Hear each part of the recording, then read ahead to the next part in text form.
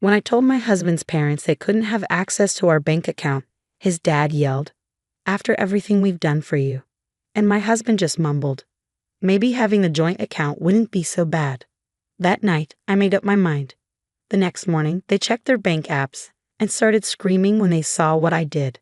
This happened about 2 years ago, but I still think about it often. I'm in my 30s and live in North Carolina. I'm quiet, good with numbers, and work in finance.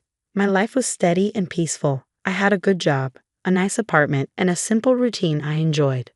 Then I met Gavin. He was sweet, a little shy, with a laugh I used to think was adorable. We dated for a year, then got married. He didn't earn much. He worked part-time at a local brewery, chasing some dream about craft beer. I didn't mind. I thought we'd work it out together, like partners do. But I didn't expect his family, Frank and Evan. I remember the first dinner with them: roasted chicken, green bean casserole, peach cobbler. Ivan smiled too much. Frank barely spoke. When I talked, they always seemed offended. I said I was raised by a single mom. Frank replied, "No wonder you're so independent." I said I love my job. He said, "Women today love their jobs more than family." Yvonne just gave me this look, like she was praying for me. I laughed it off. I figured they were just old-fashioned. I didn't think they'd become a problem. I was wrong. They helped pay for part of the wedding. I was thankful, but every dollar came with control. They picked the venue, made guest list suggestions, and Frank gave a speech about how strong marriages need strong husbands. I didn't say anything. I didn't want to make a scene. I told myself Gavin was different. And for a while he was. Before the wedding, we agreed to keep our finances separate. We split the bills, though I paid most of them. It worked, at first. But after the wedding, Gavin started spending more time with his parents. He started repeating what they said. We should save more. We should think about kids. It's weird we don't have a joint bank account. I told him I liked how things were. I was careful with money. I had savings plans, maybe even buying a house someday. I didn't want to join accounts until we were on the same page. He said okay, but I knew it bothered him. One Sunday, we went to dinner at his parents' place again. The food was the same. The tension was worse. During the meal, Frank said, "Maya, we think you need to stop acting like an outsider." I said, "What do you mean?" "We helped you get married. We've always supported Gavin. And you won't even give him access to a joint bank account." I looked at Gavin. He just stared at his plate. Frank went on, "After everything we've done, the least you could do is trust your husband with money." I asked Gavin, "Is that what you think too?" He mumbled, "Maybe a joint account wouldn't be so bad." I was shocked. We had agreed on this. Now he was changing everything, just because his dad said so. I didn't yell or cry. I smiled, and I started planning. That night, after Gavin went to bed, I stayed up. I checked every account and document. I made sure everything I built was safe. The next morning, I got to work early. I moved all the money from our shared savings, money I put there, into a private account under my name only. I closed the shared credit card Gavin never helped with. I removed his name from any access to my personal accounts. I changed all my passwords. I told my work to deposit my pay into my new account. I even backed everything up, just in case. I asked our landlord to put the lease in my name only. She agreed. I had great credit and always paid on time. That morning, around 10 a.m., Gavin texted, "Hey babe, something's wrong with the bank app. I can't see the account." I ignored it. Then he called. I didn't pick up. Then his mom called. Then his dad. Frank left a voicemail. He was furious. "This isn't just your money. This is a marriage. We gave you everything, and this is how you repay us." I listened once. Then I sat back and let it all sink in. That night, Gavin came home. "Can we talk?" he said. I nodded. "Why'd you move the money? Why'd you close the card?" "My dad's freaking out." I asked, "Why is your dad freaking out about our bank accounts?" He didn't answer. I said, "You wanted a joint account, but really your parents wanted my money." He tried to defend them. "They just want to make sure we're secure." "No, they want control, and you were going to hand it over." He said nothing. I looked him in the eyes. I did what I had to do. I protected myself. That night, he didn't sleep at home. For the next 3 days, he stayed at his parents' house. I didn't call or text, I just moved on with my life. He opened our old shared budget document and renamed it. Do you even love me? Really mature. I kept going, went to work, walked my dog, slept peacefully. But then weird stuff started happening. I found a church flyer under my windshield that said, "Wives, submit to your husbands." It was from Frank and Yvonne's church. I started getting strange emails, no message, just subject lines like "repent or marriage is forever." I knew it was them. A neighbor told me Gavin had been sitting outside our place at night, just watching from his car, lights off, not coming to the door, not texting. Then my boss called me in. She said she got a weird voicemail from someone claiming I was using company tools for personal reasons. It was Frank. He used his real name. I laughed. My boss and HR didn't take it seriously, but that's when I realized this wasn't about money anymore. They wanted to ruin me. That night, Gavin came to the apartment. He still had a spare key I forgot to take back. He walked in like everything was normal. I was sitting on the couch with a face mask on, watching TV. "Hey," he said, like it was no big deal. "You need to leave," I told him. "Can we just talk?" I paused the show. He sat at the edge of the couch, not looking at me. "I talked to a lawyer," he said. "About marriage stuff. He told me I might be able to get part of the savings if we split up." I stared at him. "You didn't earn any of that. But because we're married and this is North Carolina." I stopped him. "Really? You got a lawyer because your dad told you to?" He didn't say anything. Then he said, "They just want to make sure I'm not being taken advantage of." I laughed so hard I couldn't stop. "You? Taken advantage of?" "I paid the rent. I bought the groceries. I helped with your student loans. I even paid off your credit card." He looked uncomfortable. "That was a gift," he said. "No, that was me taking care of someone I loved. And now you're standing here, talking about what you think you're owed." He didn't respond, just looked down. Then he tried to hug me. I stepped back. "Leave, now." 2 days later, I got a letter at work. Gavin filed for financial mediation. He wanted someone to split our money fairly. But I was ready. I had all the proof, receipts, bank transfers, payment records, texts where he thanked me for paying the bills. I got a lawyer and paid in full. We filed a reply with 68 pages of documents showing Gavin paid less than 12% of our expenses. He had no right to my personal accounts. But it wasn't over. Frank started posting on Facebook, calling me an ungrateful daughter-in-law who ruined his son with money and pride. He even tagged me. Yvonne sent me an email saying she was heartbroken and that I was going against God's plan for marriage. She also said they were praying about how to handle me. Creepy. Then I got a call from Gavin's sister, Rachel. We'd only met once. She lived far away. "I just wanted to say, I know what you're going through." "Really?" "They tried the same thing with my husband. Said Mom needed emergency access to his bank account. It started small. Then they tried to sell our car without asking." "You got away?" "Yeah, that's why we moved." "You're not crazy. Stay strong." A few weeks later, I got another letter, this time from a different lawyer. Frank and Yvonne were suing me. They said I tricked Gavin into giving me money and caused them emotional distress by not giving them reasonable access to our finances. It was ridiculous, but it wasn't about money anymore. It was about power. They wanted to make it official. They wanted something legal to say I was the bad guy, but I was already way ahead of them. When I got the letter from Frank and Yvonne's lawyer, I laughed right there in my kitchen. They said I caused emotional distress and took money unfairly, like I was some scammer who tricked Gavin just to steal from his parents. Even worse, they added screenshots from Venmo, stuff like $40 for dinner or $25 for Gavin's medicine. That was their proof they supported me. That same week, something unexpected happened. Rachel flew in from Ohio. She asked me to meet for coffee, said she had something important. We met at a small cafe. She looked serious. "Do you know about the trust fund?" she asked. "What trust fund?" I said. She showed me documents on her phone, screenshots of legal files. Turns out Frank had set up a trust fund in Gavin's name years ago, but only Frank and Yvonne could manage it. Gavin couldn't touch it without their approval. Rachel found out about it during her own fight with him years ago. "They control it," she said. It was supposed to help all of us. But they rewrote it so only Gavin gets it, and only under their control. So they have all this money in Gavin's name, I said, but they're coming after mine.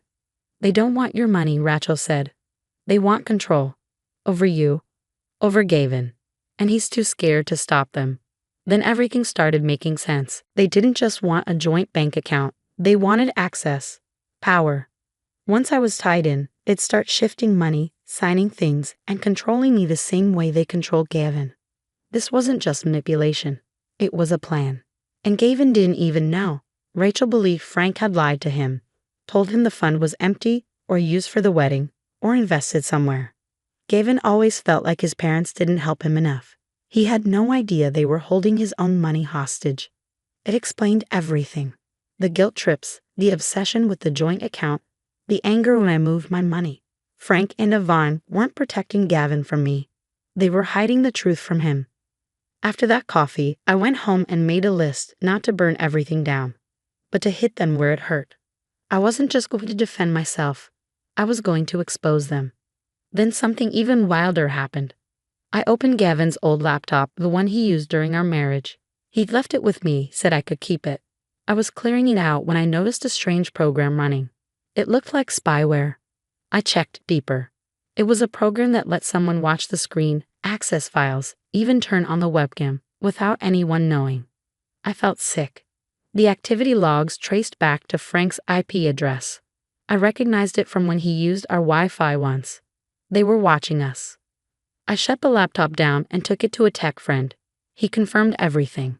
The spyware had been installed after the wedding. It had been running for months. I told my lawyer. She was shocked. We filed a cyberstalking report and started getting a subpoena for internet records. Then Gavin reached out. He said, "Can we talk?" I didn't know they were doing all this. I agreed to meet, but only with Rachel there too. We met in a public park. Gavin looked terrible, like he hadn't slept in days. "They told me you were taking everything from me," he said, "but Rachel told me about the trust fund." I nodded. "And the spyware," I said. His face went pale. "What?" "They were watching a laptop, the one you used all the time." I had no idea. I believed him. He looked completely broken. Rachel stepped in. "Gavin, you're not safe with them. They're not helping you. They're using you." He sat on a bench and buried his face in his hands. I didn't say I was sorry. I wasn't. But I did feel something. A few days later, Gavin sent me a screenshot of an email. Frank had accidentally copied him. It was meant for Yvonne. Subject: Plan B, get her out. Message: if she doesn't give in, we'll push the she's unstable angle. Say she's emotional. Get people to back us up. Maybe claim she's cheating. She has no family near. No kids. She'll fold. Gavin sent it with one line. "I'm sorry. I didn't know they'd go this far." I read it 5 times. Didn't cry. Didn't scream. I smiled. Because now I had what I needed. I wasn't going to keep it quiet. I wasn't going to let lawyers deal with it behind the scenes. They wanted to shame me in public. I'd return the favor. Gavin agreed to a marriage mediation, a meeting with a neutral mediator to try to work things out or end things cleanly. We met in a small downtown office, simple room, long table.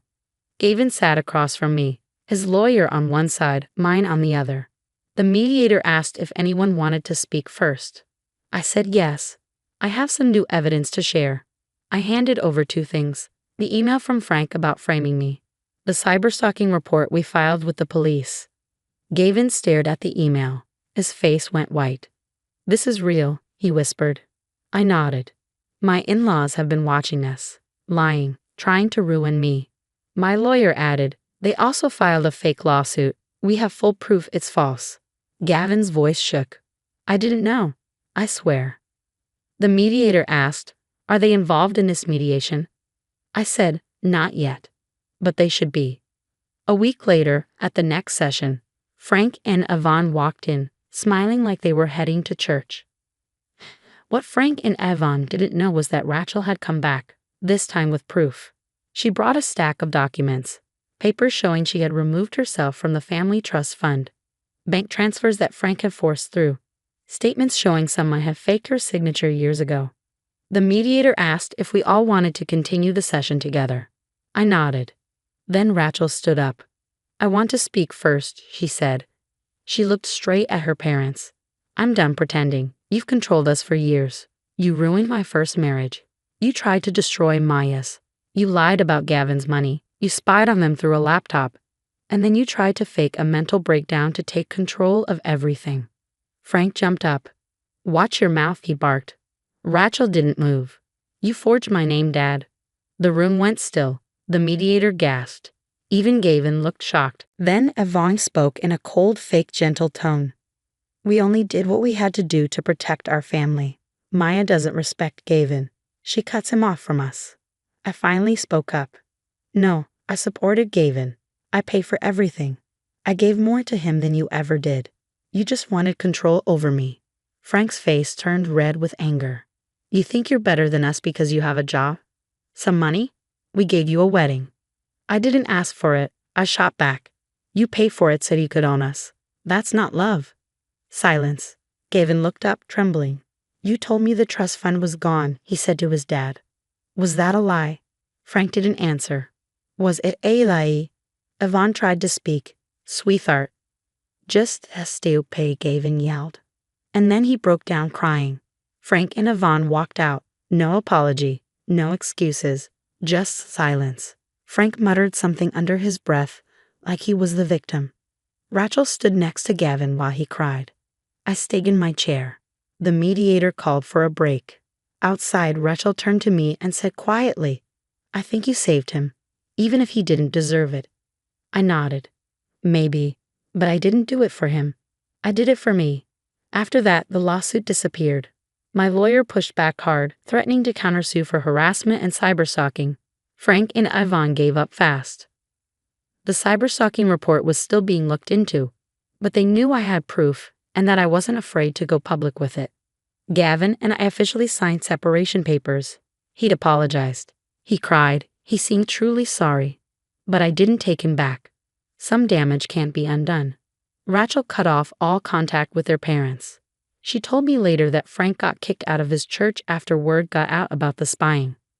Turns out even judgmental people draw the line at hidden cameras. I moved to a new city, got a promotion, bought myself a little house, quiet, safe, mine. Sometimes I still feel tired, not sad, just worn down.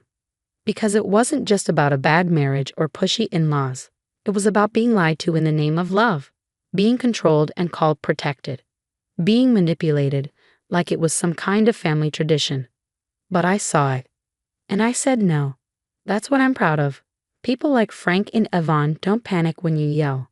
They panic when they lose control. And that morning, when they checked their accounts, when they realized their games had failed, that's when they screamed. Not because they were hurt, but because they finally knew the truth. They couldn't control me anymore. And they never would again. The Anderson family dinner table had always been a battlefield of financial debates.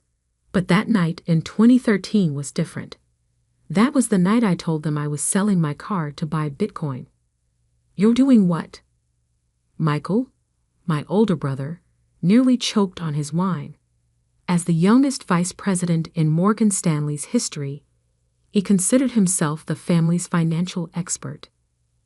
Bitcoin, I repeated, maintaining eye contact.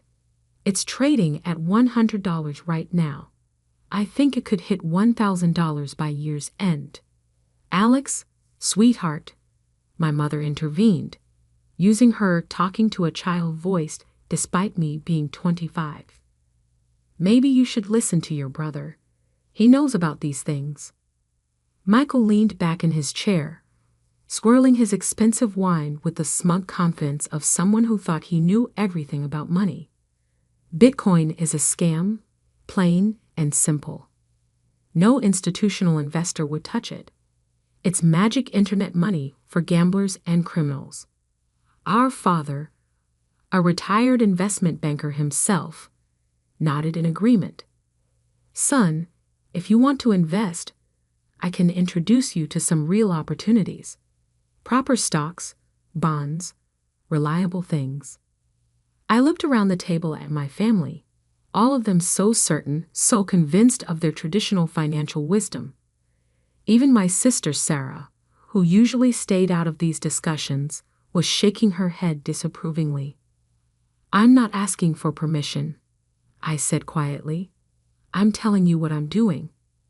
"With your own money, fine," Michael scoffed. "But don't come crying to us when you lose it all." The next day, I sold my BMW for $45,000 and put every cent into Bitcoin. My family thought I was insane. Michael made sure to remind me at every opportunity how reckless and naive I was being. But I wasn't just buying Bitcoin. I was studying blockchain technology, learning about cryptocurrency trading, and developing what would become next-gen crypto exchange. While my family saw only magic internet money, I saw the future of finance. Working from my small apartment, I spent 18 hours a day coding, learning, building. My first version of the exchange was crude, but it worked. I launched it just as Bitcoin hit $1,000, exactly as I predicted. Michael's response: "A lucky guess. It's a bubble that'll burst any day now."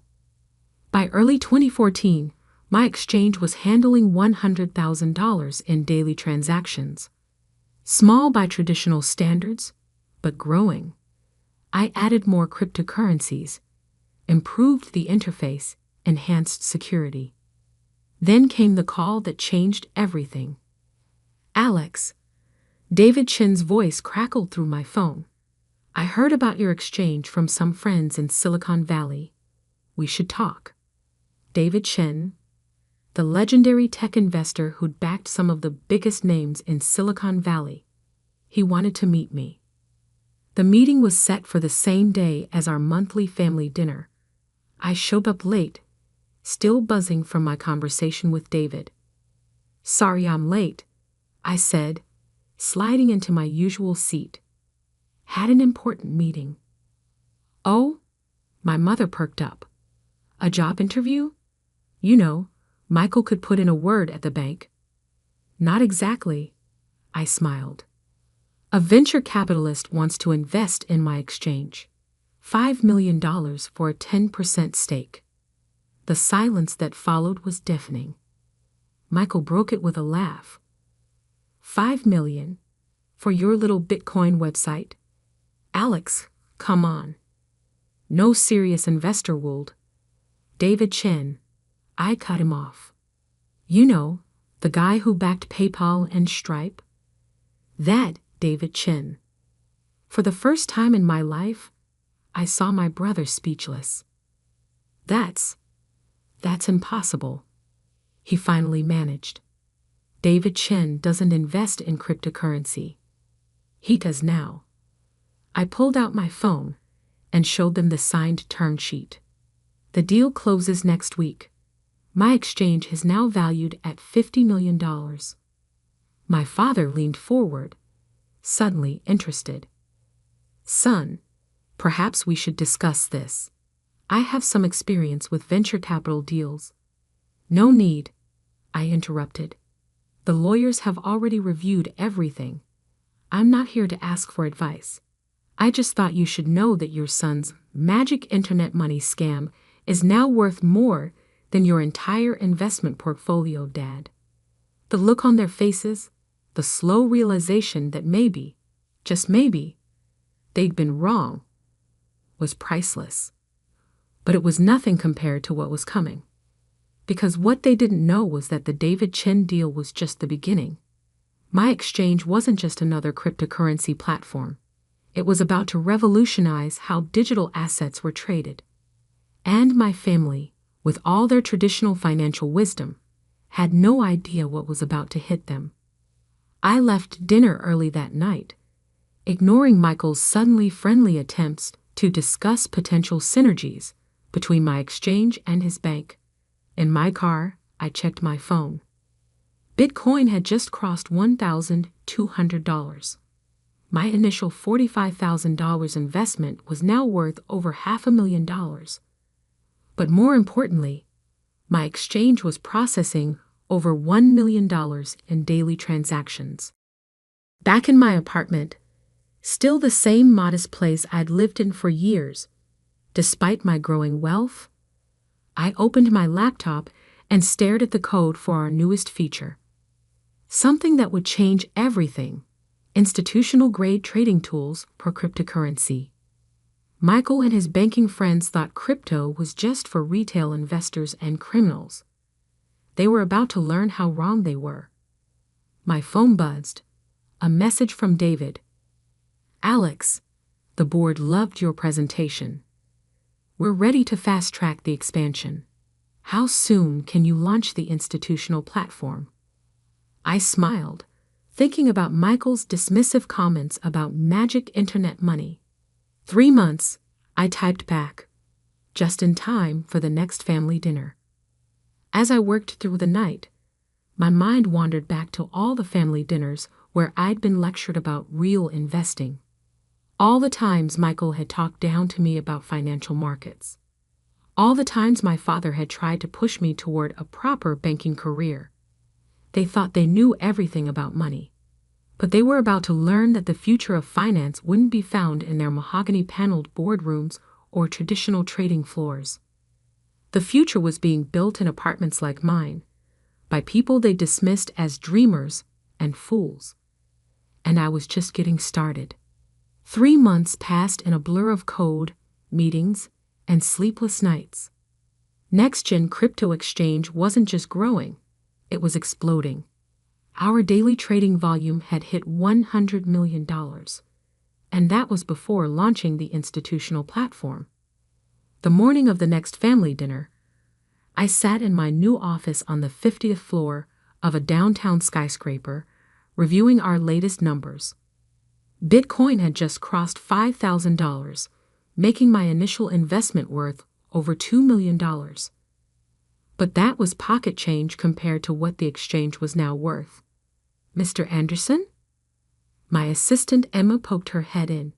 "Morgan Stanley is on line 3. Again." I smiled, knowing exactly who was calling. "Let me guess. My brother?" "Yes, sir.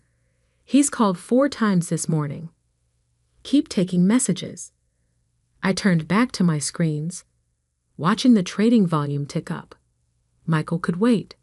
He'd been trying to get a meeting for weeks, ever since rumors about our institutional platform started circulating on Wall Street.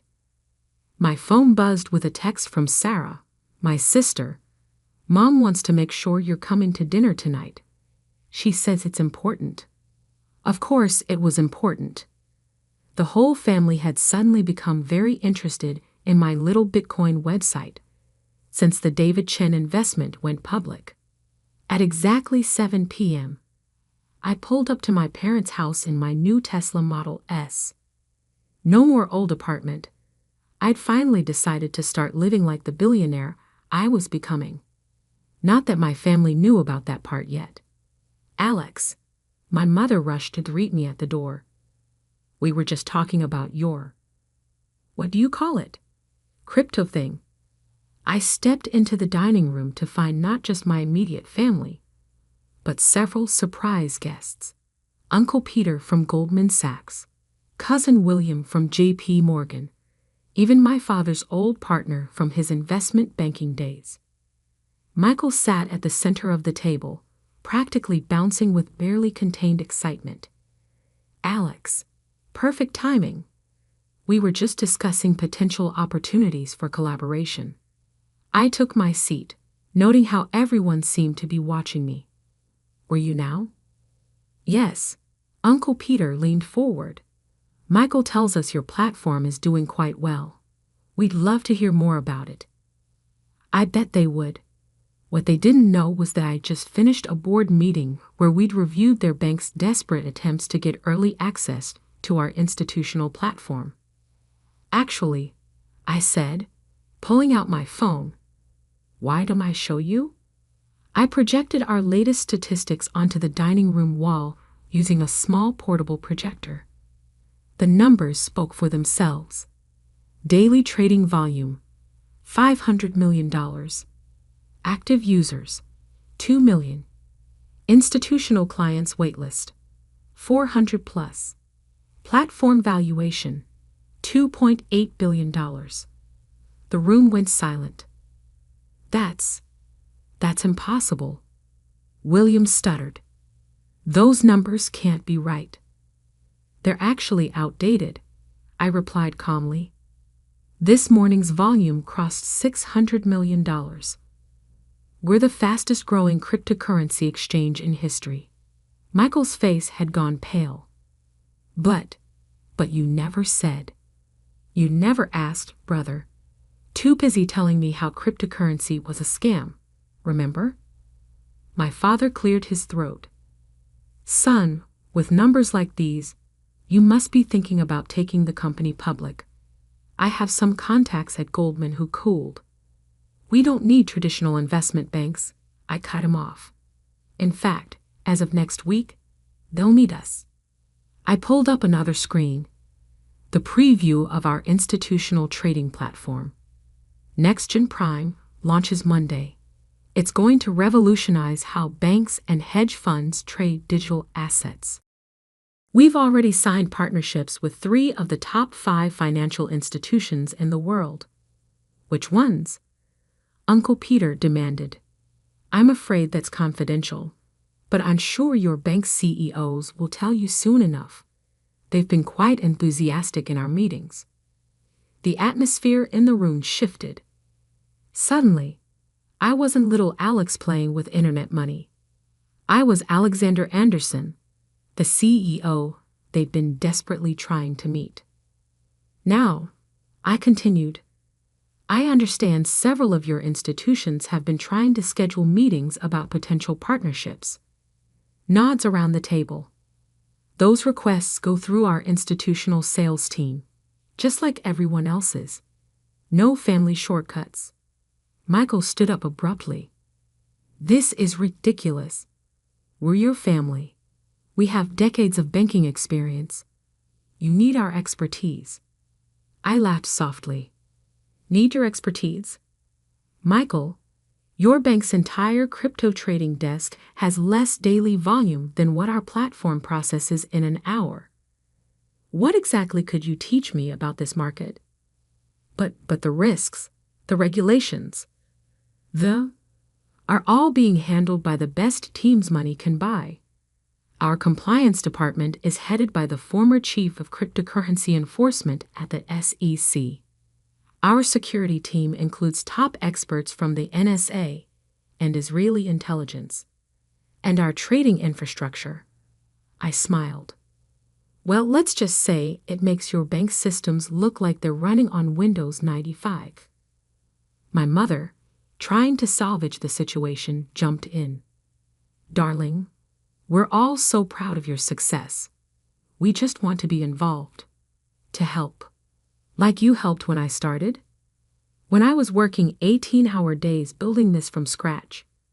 When Michael was telling everyone who would listen that my business was a scam. Silence.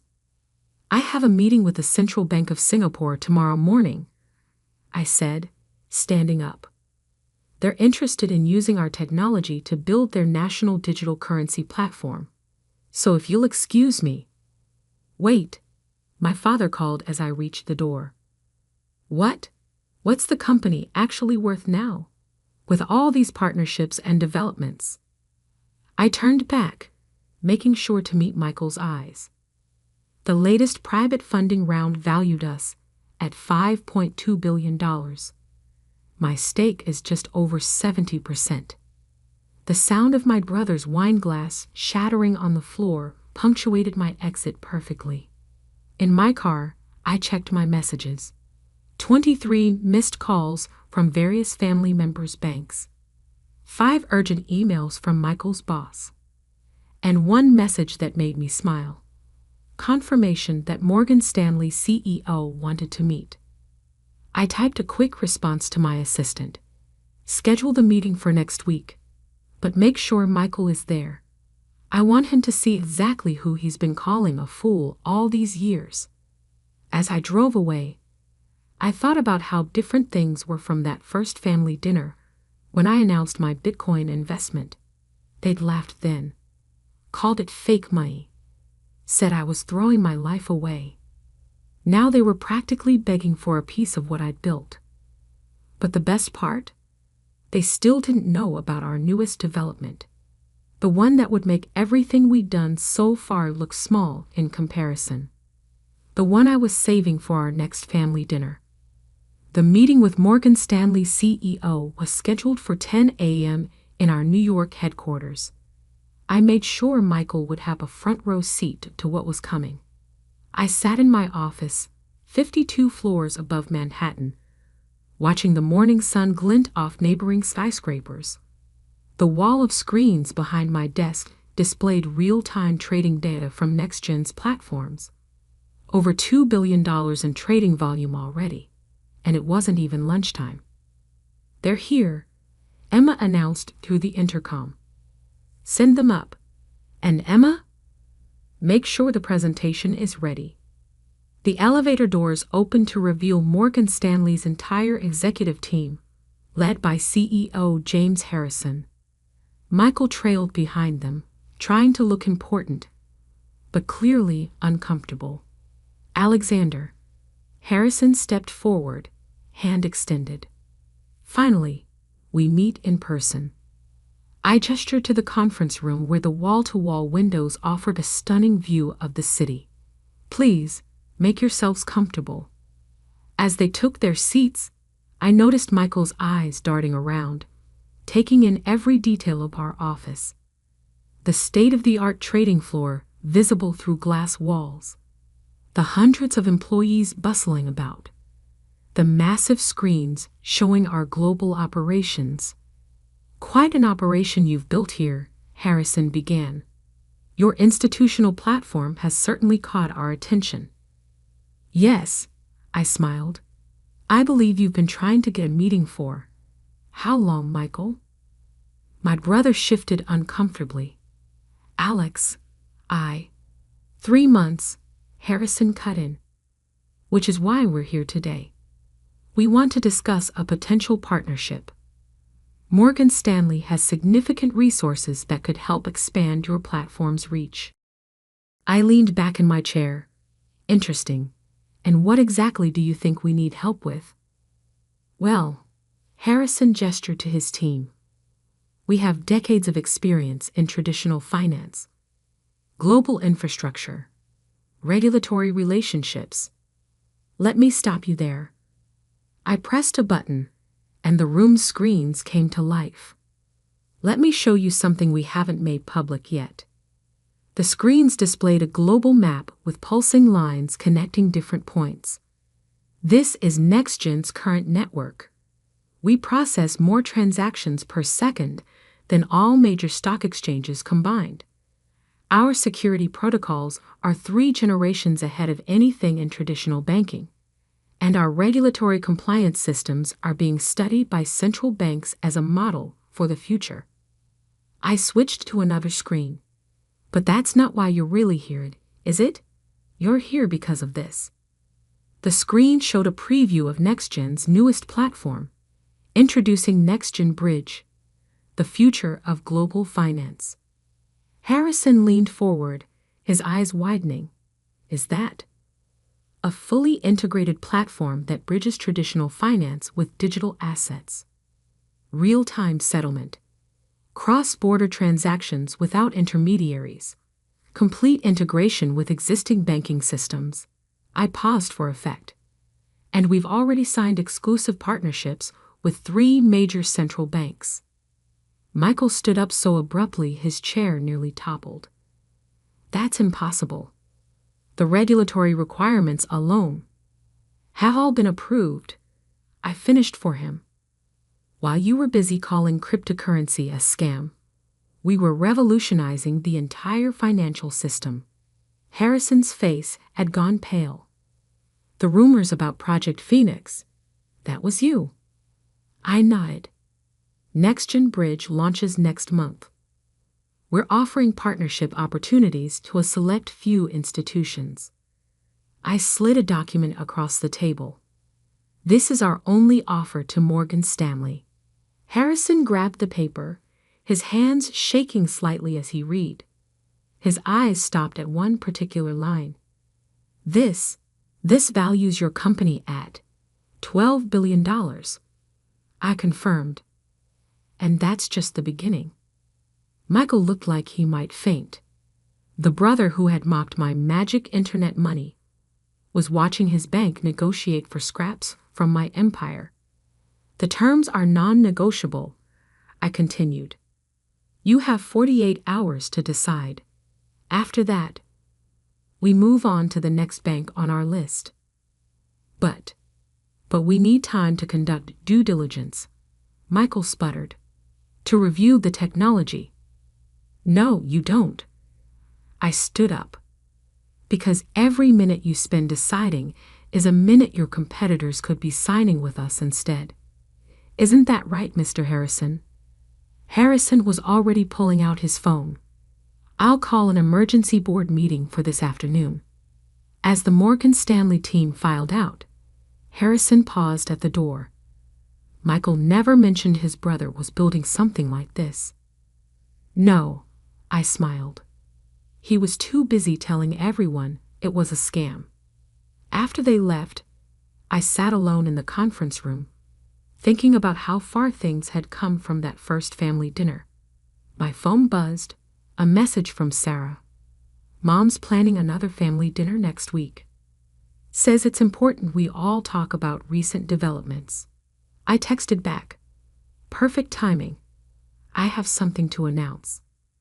What my family didn't know, what even Morgan Stanley didn't know, was that NextGen Bridge was just the beginning.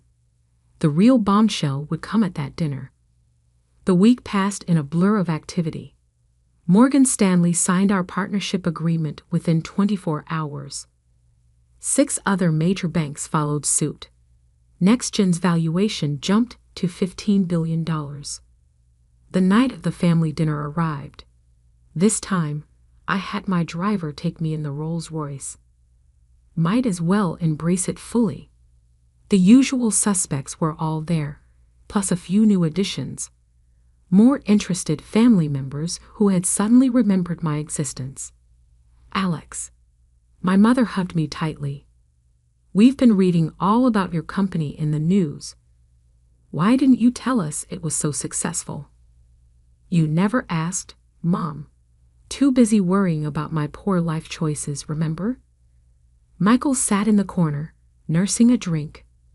He'd been demoted at Morgan Stanley after the partnership negotiations, apparently failing to recognize a revolutionary financial technology being built by your own brother wasn't great for a banking career.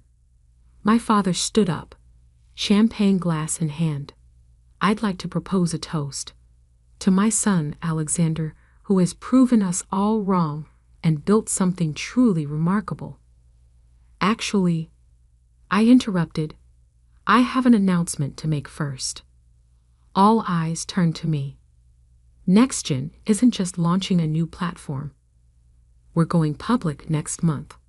I paused, letting that sink in. Initial valuation estimates put us at $30 billion.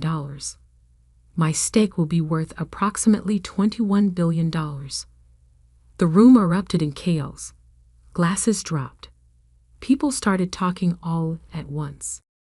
But more importantly, I continued, raising my voice slightly, we're establishing the NextGen Foundation, a $5 billion initiative to fund technology education and entrepreneurship programs. That's wonderful, son, my father managed. Yes, is. And here's the interesting part.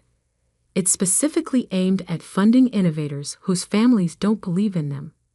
People like me, who have to sell their cars to fund their dreams because their own flesh and blood won't even listen. The room fell silent. The Foundation's first program, a scholarship for young entrepreneurs. The qualification essay topic. How did your family discourage your dreams? I stood up, straightening my jacket. Oh, and one more thing. We're launching a financial literacy program teaching people about cryptocurrency and digital assets. I'm naming it after you, Michael. So everyone will remember how the great investment banker couldn't see the future of finance when it was sitting right across his dinner table. Alex, my mother started, surely you understand we were just worried about you. No, Mom. You weren't worried.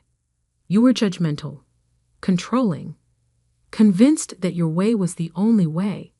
I looked around the table.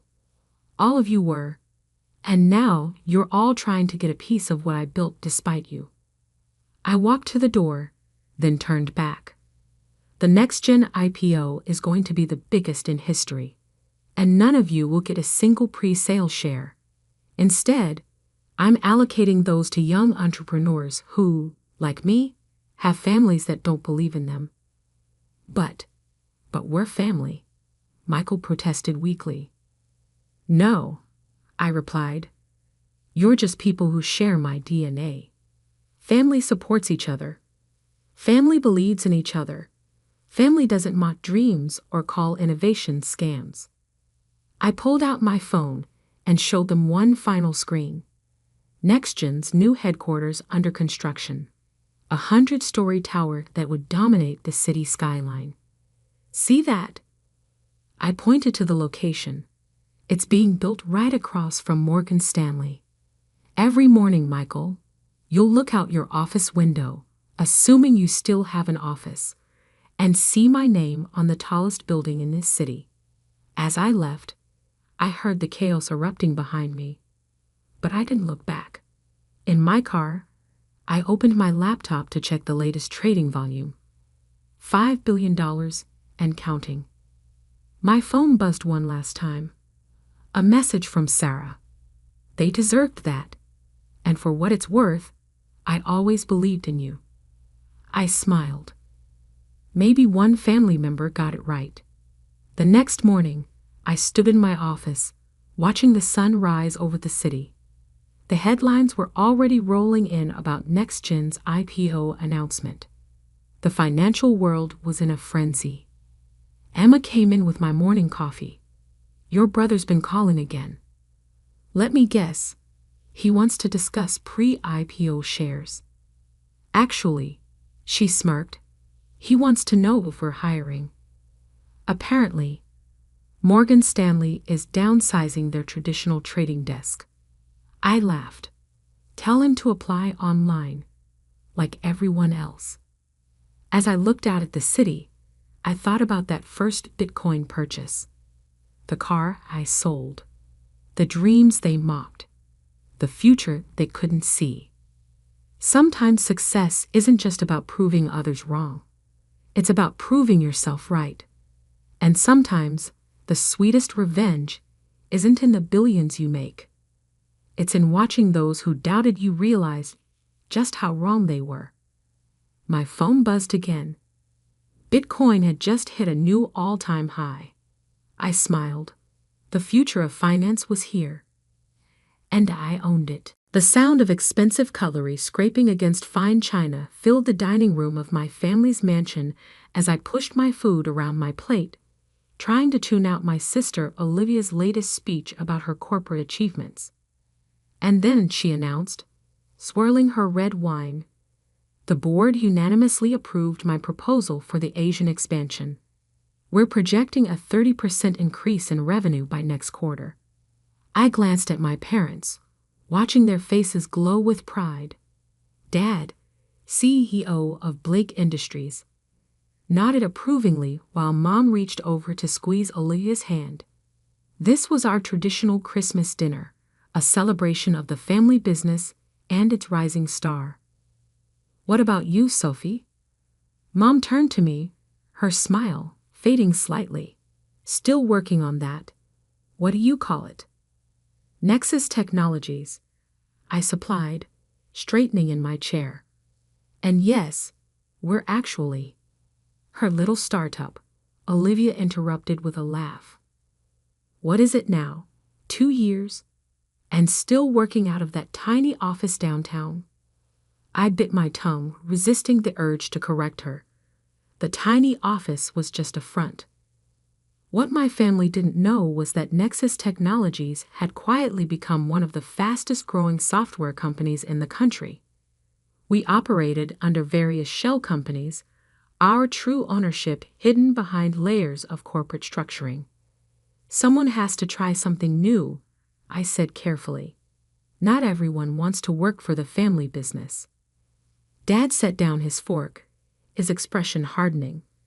The family business that put you through Stanford? That paid for your MBA?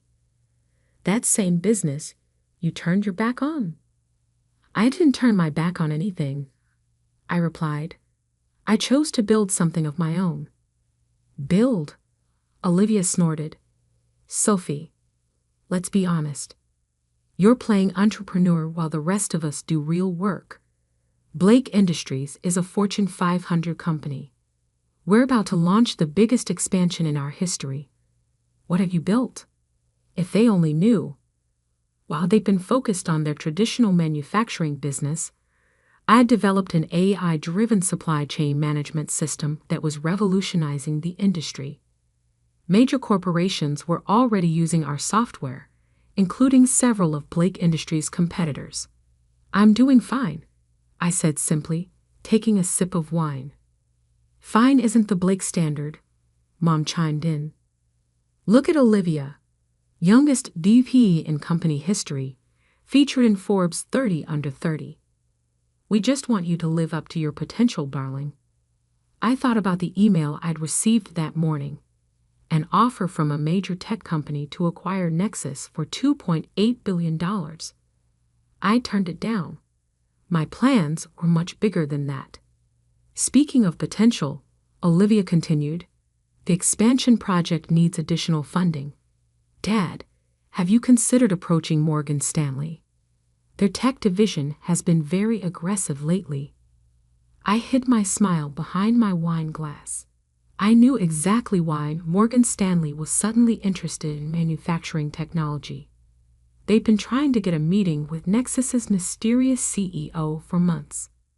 Actually, Dad replied, we're exploring several options.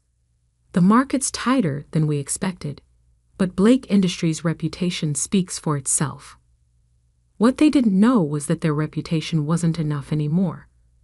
The manufacturing sector was changing rapidly, and companies that didn't adapt to new technology were being left behind. I'd seen their financials, not as the daughter they dismissed, but as the secret owner of a significant portion of their stock. Have you considered private equity?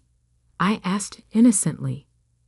I hear Phoenix Capital is looking for manufacturing investments. Olivia rolled her eyes. Please don't try to give business advice, Sophie. Phoenix Capital doesn't even take meetings with companies our size. They're way out of our league. I nodded thoughtfully, not mentioning that I'd had dinner with Phoenix Capital's CEO last week. Being underestimated had its advantages. Well, Mom stood up, smoothing her expensive dress. Shall we move to the living room for dessert? Sophie, help me with the dishes. In the kitchen, Mom busied herself with coffee cups while I loaded the dishwasher, a task Olivia was apparently too important to handle. Honey, Mom said softly, I know you think you're proving something with this startup business, but it's time to be realistic. There's always a place for you at Blake Industries. I straightened up, meeting her eyes. I am being realistic, Mom. More realistic than you know. What's that supposed to mean? Before I could respond, my phone buzzed. A text from my CFO. Asian investors confirmed. Ready to proceed with Phase 2. I typed back quickly. Green light. Start buying tomorrow. Work? Mom asked disapprovingly. On Christmas? Something like that, I replied, pocketing my phone. The market never sleeps. Back in the living room, Olivia was holding court again, detailing her plans for Blake Industries' future. I settled into an armchair, half listening as she outlined initiatives I knew would never materialize. Their company was already in trouble, though they didn't realize it yet. By this time next year, she declared, we'll have offices in Singapore, Shanghai, and Seoul. The Blake name will be global. Assuming the funding comes through, I murmured. What was that? Dad asked sharply. Nothing, I smiled, just thinking out loud. Later that night, in my penthouse apartment, not the small downtown office my family thought I lived above, I reviewed the latest reports from my team. Nexus had already secretly acquired 43% of Blake Industries stock through various subsidiaries. Tomorrow's buying spree would put us over 51%. My phone lit up with another text, this time from my assistant. Board meeting scheduled for next week. All major shareholders will be present. Perfect, I replied. Time to introduce the real CEO of Nexus Technologies. I walked to my floor-to-ceiling windows, looking out over the city lights. Somewhere out there, my family was probably still congratulating themselves on their business acumen, still pitying their failure of a daughter who couldn't cut it in the real corporate world. In 1 week, they would learn how wrong they'd been. In 1 week, they would discover that the daughter they dismissed had built something far bigger than they could imagine.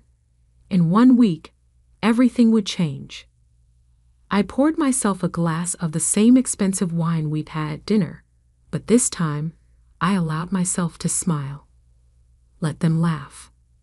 Let them mock my pathetic startup. Their reaction when they discovered the truth would be worth every condescending comment, every dismissive glance, every family dinner spent biting my tongue. After all, revenge is a dish best served with a controlling interest. The week after Christmas passed in a blur of stealth acquisitions and strategic meetings.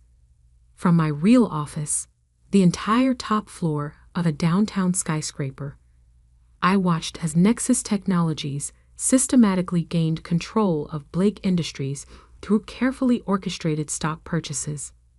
We've crossed the threshold, my CFO, Michael, announced during our morning briefing. 51.3% ownership as of market close yesterday. Blake Industries is effectively ours. I nodded, studying the real-time stock ticker on my wall. Blake Industries' share price had been declining steadily, a fact my family seemed determined to ignore. Their outdated manufacturing processes and resistance to technological innovation had left them vulnerable. What's the status of their funding search? I asked, though I already knew the answer. Desperate, Michael smiled. Every major bank has turned them down. Morgan Stanley won't even take their calls anymore. They've scheduled an emergency board meeting for tomorrow. My phone buzzed, a text from Olivia. Family dinner tonight. Mandatory. Dad's orders. I smiled, knowing exactly why this dinner had been called. They needed to discuss the company's financial crisis, but they were too proud to do it anywhere but behind closed doors. Time to prepare for the final act, I told Michael. Make sure all our documentation is ready for tomorrow's board meeting. That evening, I arrived at my parents' mansion to find the atmosphere considerably different from Christmas dinner. Gone were the celebratory wines and smug speeches about expansion. Instead, tension hung heavy in the air as we gathered around the dining table. The situation, Dad began without preamble, is more challenging than we anticipated. Several key investors have expressed concerns about our technological infrastructure. Concerns? Olivia scoffed. They're being ridiculous. Our methods have worked for 40 years. I took a sip of water, watching them carefully. Maybe they're worried about competition from more innovative companies. Not you too, Olivia snapped. Just because you play with computers doesn't make you an expert on manufacturing. Actually, I set down my glass. I know quite a bit about modern manufacturing. For instance, did you know that automated supply chain management can reduce operational costs by up to 40%? That's exactly what we don't need, Dad interrupted. More tech talk. We need serious solutions. Like what? I asked innocently. Have you considered selling some shares to raise capital? Mom's fork clattered against her plate. Sell shares? This is a family company, is it? I pulled out my tablet. Because according to public records, ownership has been shifting significantly over the past few months. Olivia leaned forward, her face flushing. What are you talking about? Various investment groups have been quietly acquiring Blake Industries stock. As of today, the Blake family only controls about 30% of the company. Dad stood up so quickly his chair toppled backward. That's impossible. I would know if someone was buying us out. Would you? I asked calmly. When was the last time you actually reviewed the shareholder registry? Or are you too busy dismissing technological innovation as unnecessary? How do you know all this? Olivia demanded. Because. I smiled. I've been watching very carefully. Tomorrow's board meeting should be quite interesting. You're not even on the board, Mom said dismissively. No, but Nexus Technologies' CEO is. As the majority shareholder, we're entitled to a seat. The silence that followed was deafening. 3 pairs of eyes stared at me as understanding slowly dawned. Nexus Technologies? Dad whispered. That's your little startup? Not so little anymore, I replied. We're valued at $4.2 billion as of last quarter. And yes, we now own 51.3% of Blake Industries. Olivia's face had gone completely white. You're lying. That's impossible. I pulled up another document on my tablet and slid it across the table. Here's the complete shareholding structure. You'll notice the various shell companies and subsidiaries all lead back to one parent organization, Nexus Technologies. Why? Mom's voice cracked. Why would you do this to your own family? I didn't do anything to you, I said quietly. I built something revolutionary while you were all too busy mocking me to notice. The fact that I now control the company you thought was too good for me. That's just poetic justice. Dad found his voice, anger replacing shock. You think you can just walk in and take over? We'll fight this. With what resources? I stood up, straightening my jacket. Your company is hemorrhaging money. Your technology is outdated. The only thing keeping your stock price from completely collapsing is the fact that I've been buying it. Get out, Olivia hissed. Get out of this house. I picked up my tablet and headed for the door, pausing only briefly. I'll see you all at tomorrow's board meeting. Oh, and Olivia? About that Asian expansion you were so proud of. It's canceled. We have better plans for the company. As I drove away from the mansion, my phone exploded with messages from family members. I ignored them all except one. From my grandmother, who had always seen my potential. Show them what you've built, dear. It's time they learned what real success looks like.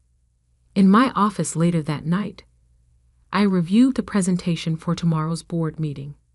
The plan was comprehensive. A complete technological overhaul of Blake Industries, integration with Nexus's advanced systems, and a new management structure. Michael appeared in my doorway. The board members have been notified of the ownership change. Most of them are anxious to meet the real CEO of Nexus Technologies. I'm sure they are, I smiled. Make sure security is ready tomorrow. I have a feeling my family won't take their demotion quietly. As I looked out over the city lights, I thought about all the family dinners where they dismissed my dreams, all the condescending comments about my little startup. Tomorrow, they would learn the truth about the empire I'd built in silence. And this was just the beginning. The morning of the board meeting dawned clear and cold. I dressed with particular care, a custom-designed power suit that cost more than Olivia's entire wardrobe, though she'd never know it. Today wasn't just about taking control. It was about showing my family exactly who I'd become while they weren't watching. Blake Industries' headquarters still bore my grandfather's original bronze plaque in the lobby. I ran my fingers across his name as I passed, wondering what he would think of today's events. He had been the true innovator in the family, before Dad turned the company into a monument to outdated thinking. "Good morning, Miss Blake." The security guard nodded respectfully. He'd clearly been briefed about the new ownership structure. The boardroom was already tense when I arrived. 14 board members sat around the massive mahogany table, with Dad at the head, at least for the next few minutes. Olivia sat at his right hand, her face tight with barely controlled rage. Mom had apparently decided to attend as well, though she had no official role. "Now that everyone's here," Dad began, his voice strained, "we need to discuss." "Actually," I interrupted, taking a seat directly opposite him. "As majority shareholder, I'll be conducting this meeting." Michael entered with our legal team, distributing documents to each board member. The room fell silent as they read the first page. "This is outrageous," Olivia finally exploded. "You can't just walk in here and—" "I can and I am." I cut her off smoothly. Nexus Technologies now owns 51.3% of Blake Industries. My first act as majority shareholder is to restructure the board. Dad, Olivia, you'll find your resignation letters in those packets. Please sign them. I built this company. Dad slammed his fist on the table. "No," I corrected him. "Grandfather built this company. You inherited it and refused to let it evolve. Now it's bleeding money and losing market share to more innovative competitors." I nodded to Michael, who started the presentation. Charts and graphs appeared on the room's screens, showing Blake Industries' declining performance against market trends. "In the past 5 years," I continued, "your profit margins have dropped 40%. Your technology is obsolete. 3 major clients have already jumped ship to competitors using modern supply chain management systems, specifically systems created by Nexus Technologies." The board members shifted uncomfortably. They'd known things were bad, but seeing the numbers laid bare was shocking. "And you think you can fix this?" Olivia sneered. "With your computers and algorithms?" I smiled, clicking to the next slide. "We already have. Those same systems you've been mocking have revolutionized manufacturing logistics across the industry. Companies using our platform see an average 60% increase in efficiency, which is why our startup's value has surpassed Blake Industries by several $billion." Mom gasped audibly. Dad's face had turned an alarming shade of red. "The choice is simple," I addressed the board. "Sign the resignation letters and accept a generous severance package, or face a very public revelation about just how badly you've mismanaged this company. You would destroy your own family's reputation." Mom asked incredulously, "You mean the family that never believed in me? That dismissed every achievement because it didn't fit your narrow definition of success." I stood up, commanding the room's attention. "I'm not destroying anything. I'm saving this company from your outdated leadership." The board members were already signing the documents, eager to align themselves with the new power structure. They were business people, after all. They could see which way the wind was blowing. Dad stared at the resignation letter for a long moment before finally picking up his pen. "I never thought my own daughter would betray me like this." "Funny," I replied. "I never thought my father would be too proud to see the future of his own industry. I guess we both had blind spots." As security arrived to escort them out, Olivia turned back for one last shot. "You'll regret this. You have no idea how to run a real company." I laughed genuinely for the first time that day. My little startup is worth $4.2 billion. I've revolutionized an entire industry while you were playing corporate dress-up. I think I'll manage. After they left, I moved to the head of the table, my grandfather's old seat. "Now, shall we discuss the real future of Blake Industries?" The next few hours were a blur of strategic planning and reorganization. By the end of the day, Blake Industries had a new board, a new direction, and a new connection to the technological innovations that would save it. 1 week later, the business world was buzzing with the news. Techish Protevijiwi, REVAL's secret empire. Next US technology CEO, Techieth Skolentiorol, a FAMIOYBUSINES, Sophie Bielaaki. The hidden Bilionar. I received exactly one message from my family. A handwritten note from my grandfather, who had been quietly watching from his retirement. "You did what I always hoped someone would. You brought Blake Industries into the future. I'm proud of you, kid." The note now sits framed in my office, next to the original business plan for Nexus Technologies that my family had laughed at years ago. Every morning, I look at them both and remember that success doesn't always look like what others expect it to. 3 months later, Blake Industries stock had doubled. Our integrated technology platform was revolutionizing the manufacturing sector, just as I'd predicted. The board members who had so quickly switched allegiance were now falling over themselves to praise my vision. Dad and Olivia eventually tried to reconcile, of course, once the company's success became impossible to ignore. I received elaborate apologies, explanations about how they'd only wanted what was best for me, invitations to family dinners where they promised things would be different. I declined them all. Instead, I sent a simple response. "The time for family dinners is past. If you'd like to schedule a meeting, please contact my office. We can discuss your future roles in the company, starting at entry level, of course. Everyone needs to learn the basics of modern manufacturing." They never replied.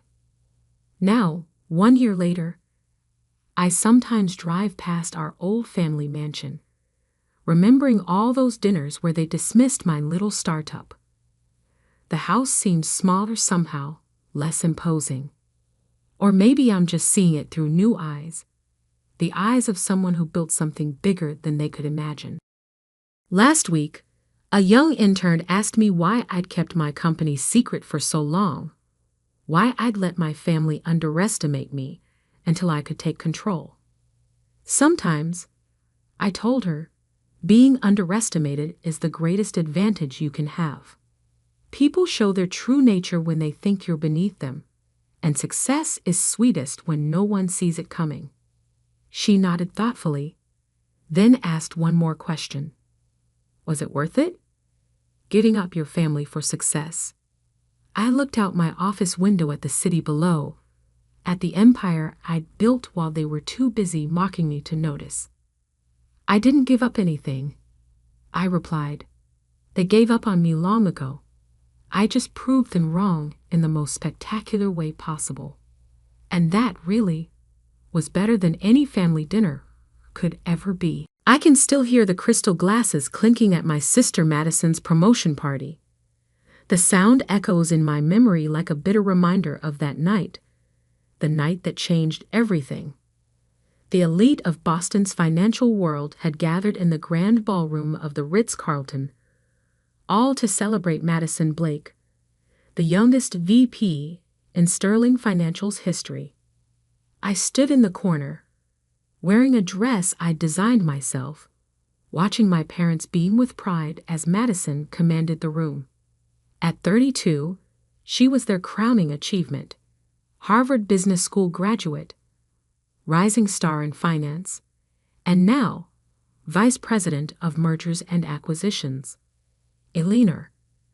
My mother's voice cut through my thoughts as she appeared beside me, champagne flute in hand. At least fix your hair. Everyone here is a potential investor. I resisted the urge to touch the dark curls I'd carefully styled. My hair is fine, Mom. Fine isn't good enough in this world, she sighed, smoothing her own perfectly coiffed silver hair. Look at your sister. She understands presentation, networking. At least one daughter made it. The words stung, even though I'd heard variations of them for years. Ever since I'd turned down a position at a prestigious consulting firm to start my own business, I'd been the family disappointment. Never mind that my online fashion platform was growing steadily. In their world, if you couldn't see the corner office, success didn't exist. Ellie? Madison's voice carried across the room as she approached, her Louboutins clicking against the marble floor. Come meet Richard Sterling. He's interested in hearing about your little website. I forced a smile as she dragged me toward a distinguished-looking man in his 60s. Richard Sterling owned half of Boston's financial district, including the building where Madison now had her corner office. So, he said, peering at me over his glasses, Madison tells me you run some sort of fashion blog? Actually, I started. Stitch and Style is a technology platform that connects independent designers with...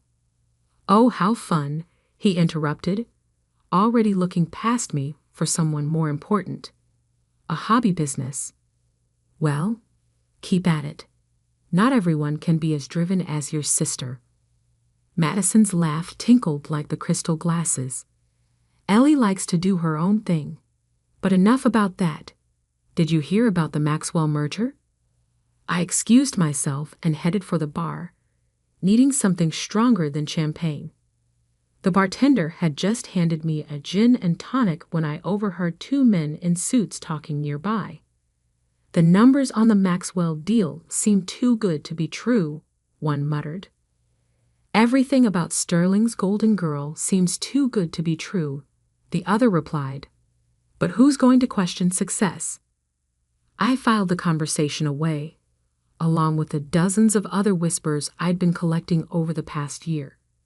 Something about Madison's meteoric rise didn't add up, but nobody wanted to look too closely at a winning streak.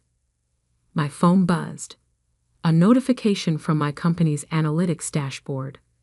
Another spike in user engagement. While Madison worked in her glass tower moving imaginary millions around, I was building something real. Not that my family would ever understand that. Still checking your Instagram likes. Madison appeared beside me, her smile sharp. You should really think about getting a real job, Ellie. I could put in a word at Sterling.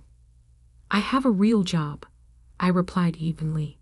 In fact, we just closed our series of funding round. Her perfectly shaped eyebrows rose slightly. Oh, someone actually invested in your little project. Several someones. We raised $12 million. For a moment, her mask slipped. Something dark flashed across her face before the smile returned. How sweet. Well, don't let it go to your head. The tech bubble always bursts eventually.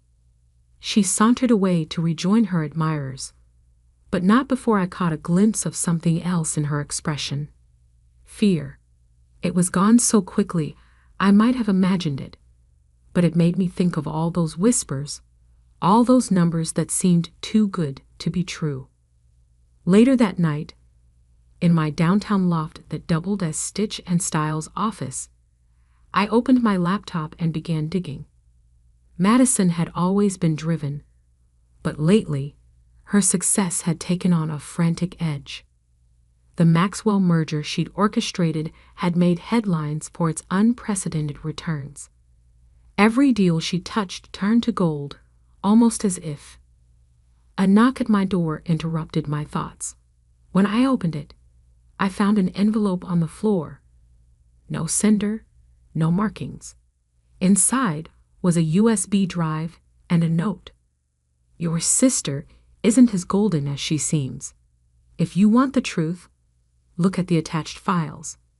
I stared at the drive for a long time before plugging it in. Years of working in tech had taught me about security risks, but something told me this was important.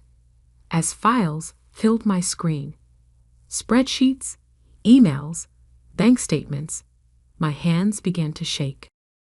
The perfect daughter, the family success story, was nothing but a carefully constructed lie, and I was holding proof that would bring it all crashing down.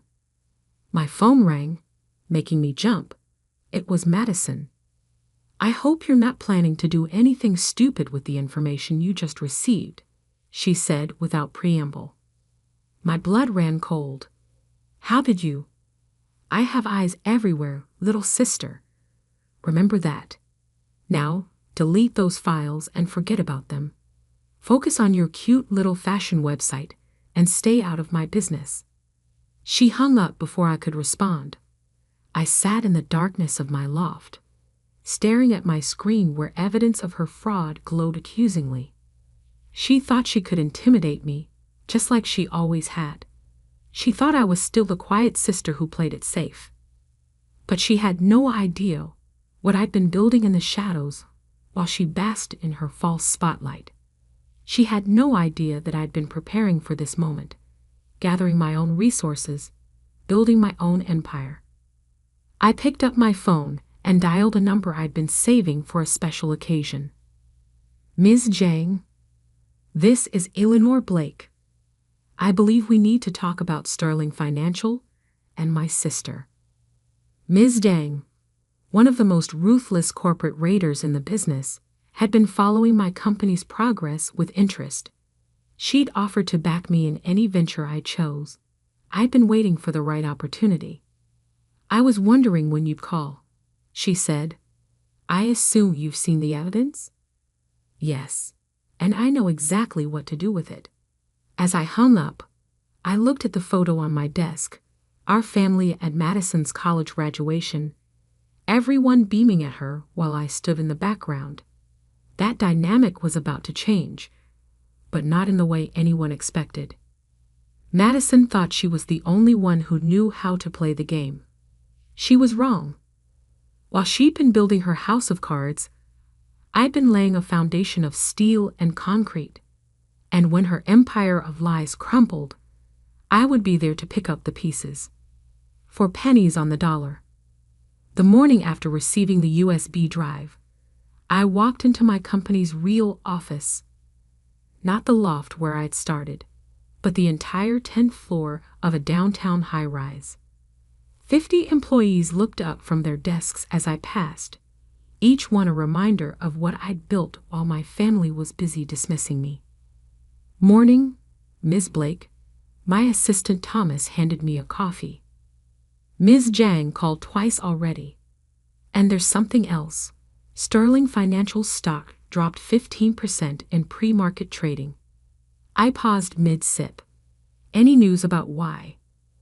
"Rumors about irregularities in their recent merger deals.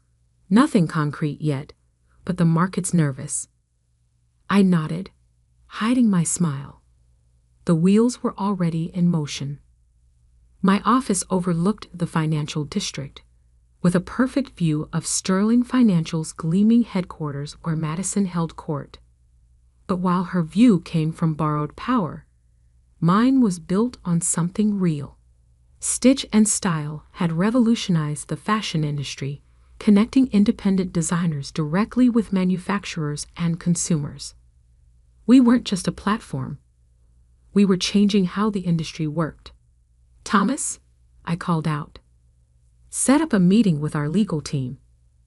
And get me everything you can find about Sterling Financial's holdings, especially any distressed assets they might need to offload quickly. He raised an eyebrow but didn't question me. That's why I had hired him. He understood discretion. My phone buzzed with a text from Mom. "Have you seen the news about Sterling? Your sister needs family support right now, not whatever scheme you're plotting." I deleted it without responding. Of course, she assumed I was plotting something. In her mind, I was always the jealous sister, never the successful one. The evidence on the USB drive had revealed the ugly truth behind Madison's perfect facade. She'd been cooking the books for years, inflating profits, hiding losses, and paying off auditors. The Maxwell merger that had made her famous, built on fraudulent valuations and insider trading. But I wasn't interested in exposing her. Not yet. I had bigger plans. "Ms. Blake," Thomas appeared in my doorway. "Your sister is here." Madison stormed in, her designer suit slightly wrinkled, a detail that spoke volumes about her state of mind. "What did you do?" she hissed, throwing a financial report on my desk. "Our stock is in free fall." I leaned back in my chair, studying her. The perfect mask was cracking. "I haven't done anything, Madison. But it seems the market is finally asking questions about those amazing returns of yours. Don't play innocent. Someone's been feeding information to our shareholders. Trading patterns show massive shorts being placed last week, right after you got that USB drive." I smiled. "Sounds like you have a leak. Maybe you should focus on that instead of accusing your unsuccessful sister." "Listen carefully." She leaned across my desk, her voice low and dangerous. "If you try to destroy what I've built, I'll make sure everyone knows about your own creative accounting." My laugh caught her off guard. "My accounting? Please, go ahead. Audit every penny. Unlike you, I actually built something real." "Real?" she scoffed. "You sell dresses on the internet." "No. I created a technology that's revolutionizing an entire industry. But you'd know that if you or our parents ever bothered to understand what I do." She straightened up, adjusting her jacket. "Just stay out of my way, Ellie. You're playing a game you don't understand." After she left, I opened my laptop and sent an email to Ms. Zhang. Time for phase 2. The next week was chaos. Anonymous tips to financial regulators triggered a formal investigation into Sterling Financial. Madison appeared on CNBC, defending their practices, but the damage was done. Their stock dropped another 30%. I watched it all from my office, remembering every dismissive comment, every family dinner where my achievements were ignored in favor of Madison's latest triumph. "Ms. Blake," Thomas interrupted my thoughts. "The board of Sterling Financial just called an emergency meeting, and your mother's online one." I picked up the phone, already knowing what I'd hear. "What have you done?" Mom's voice was shrill. "Your sister's career is being destroyed, and you're just sitting there watching." "Actually," I replied calmly, "I'm not just watching, I'm buying." "What?" "Sterling stock. My company has been acquiring shares all week. At these prices, it's quite a bargain." Silence. "Then, you planned this. You're trying to take over Sterling Financial." "No, Mom. Madison destroyed Sterling Financial. I'm just here to pick up the pieces." I hung up and turned to Thomas. "Get me Ms. Zhang. It's time to make our move." The plan was elegant in its simplicity. While Madison had been building her house of cards, I had been quietly amassing resources. Stitch and Style's success had given me significant capital, and Ms. Zhang's backing provided the rest. Now, with Sterling's stock in free fall, we could acquire controlling interest for a fraction of its real value. But first, the final blow had to fall. I opened the USB drive and began forwarding its contents to federal regulators. Within hours, the story broke across all major news networks. Sterling Financial BPACUSED of massive FRAD. Madison BLAK. The fall of a financial protoagui. SECLAUNCESCRMINDL NVESTIG into Sterling DELINGs. My phone exploded with messages from family members. I ignored them all except one. From my father. "You're no longer my daughter." I stared at those words for a long time before replying. "I never was. Madison was your only daughter. I was just the disappointment who built an empire while you weren't watching." That night, as Sterling Financial's board met to deal with the crisis, I sat in my office with Ms. Zhang, watching the city lights flicker below. "They'll have to sell," she said, swirling her whiskey. "The question is, who will they sell to?" I smiled. "They'll sell to Phoenix Acquisitions." "Your shell company," she nodded approvingly. "They won't know it's you until it's too late." Exactly. Madison might understand fraud, but she never understood real business. She never understood me. Tomorrow, I would begin the process of acquiring the company where my sister had built her fraudulent empire. The company that had made her the family's golden child while I was dismissed as a failure. But tonight, I allowed myself a moment to savor the irony. The little fashion website they'd mocked had given me the power to buy their precious Sterling Financial for pennies on the dollar. And this was just the beginning. The morning of the Sterling Financial board meeting dawned bright and cold. I dressed carefully in a suit I designed myself. Midnight blue, impeccably tailored. Today, I would step out of the shadows and into my full power. The lobby of Sterling Financial was chaos. Reporters crowded the entrance, cameras flashing. Security guards struggled to maintain order as protesters waved signs demanding justice for defrauded investors. I walked through it all, Thomas at my side carrying the acquisition paperwork. The same security guard who had once stopped me, claiming I didn't look like I belonged here, now held the door open with a respectful nod. The boardroom fell silent as I entered. Madison sat at the far end. Her perfect facade finally cracked. Dark circles shadowed her eyes. Her designer outfit slightly askew. Our parents flanked her like protective shields, but even they couldn't protect her now. Richard Sterling himself sat at the head of the table, looking every bit as old as his 70 years. The last week had aged him considerably. "What is she doing here?" Mom demanded, standing up. "This is a private board meeting." I took a seat directly opposite Madison. "I'm here representing Phoenix Acquisitions. We own 30% of Sterling Financial's shares, which entitles us to a seat at this table." "Phoenix Acquisitions?" Madison's voice cracked. "That's impossible. They're the ones who've been buying up our stock." I smiled, sliding a document across the table. "Not just buying. As of this morning, we've made an offer to acquire controlling interest in Sterling Financial. The paperwork is all there." The room erupted in chaos. Board members frantically flipped through the documents while Madison stared at me, realization dawning in her eyes. "You," she whispered. "You're Phoenix."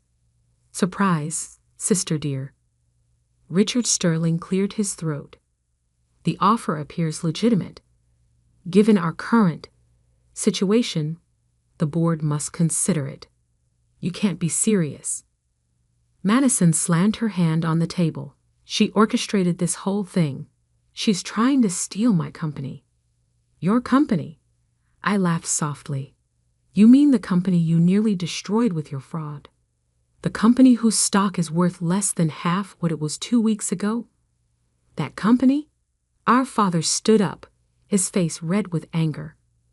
How dare you come in here like this? After what you've done to your sister? What I've done? I met his gaze steadily. I built a legitimate billion-dollar company while you were all fawning over Madison's house of cards. I created real value while she created fake profits. The only thing I'm guilty of is seeing an opportunity when it presented itself. The board needs to discuss this privately, Richard Sterling announced. Ms. Blake, both Ms. Blakes, please wait outside. In the hallway, Madison grabbed my arm. Why? Why did you do this to me? To you? I pulled free from her grip. This isn't about you, Madison. It never was. This is about building something real, something lasting, something you never understood. I built something real. I was successful. You built a pyramid scheme in a designer suit. I corrected her. And now, it's crumbling, just like every house of cards eventually does. Our mother approached, her heels clicking angrily on the marble floor. Your father and I will never forgive you for this betrayal. I smiled sadly, like you never forgave me for choosing my own path, for building something you couldn't understand or control. I stopped needing your forgiveness a long time ago. The boardroom doors opened. Richard Sterling emerged, looking grave. The board has voted to accept Phoenix Acquisition's offer, he announced. Given the circumstances, we feel it's in the best interest of our shareholders. Madison crumpled into a nearby chair, her perfect world finally shattered completely. I turned to Thomas. Please escort the former VP to clear out her office and call security. I want all her files preserved for the federal investigation. You can't do this.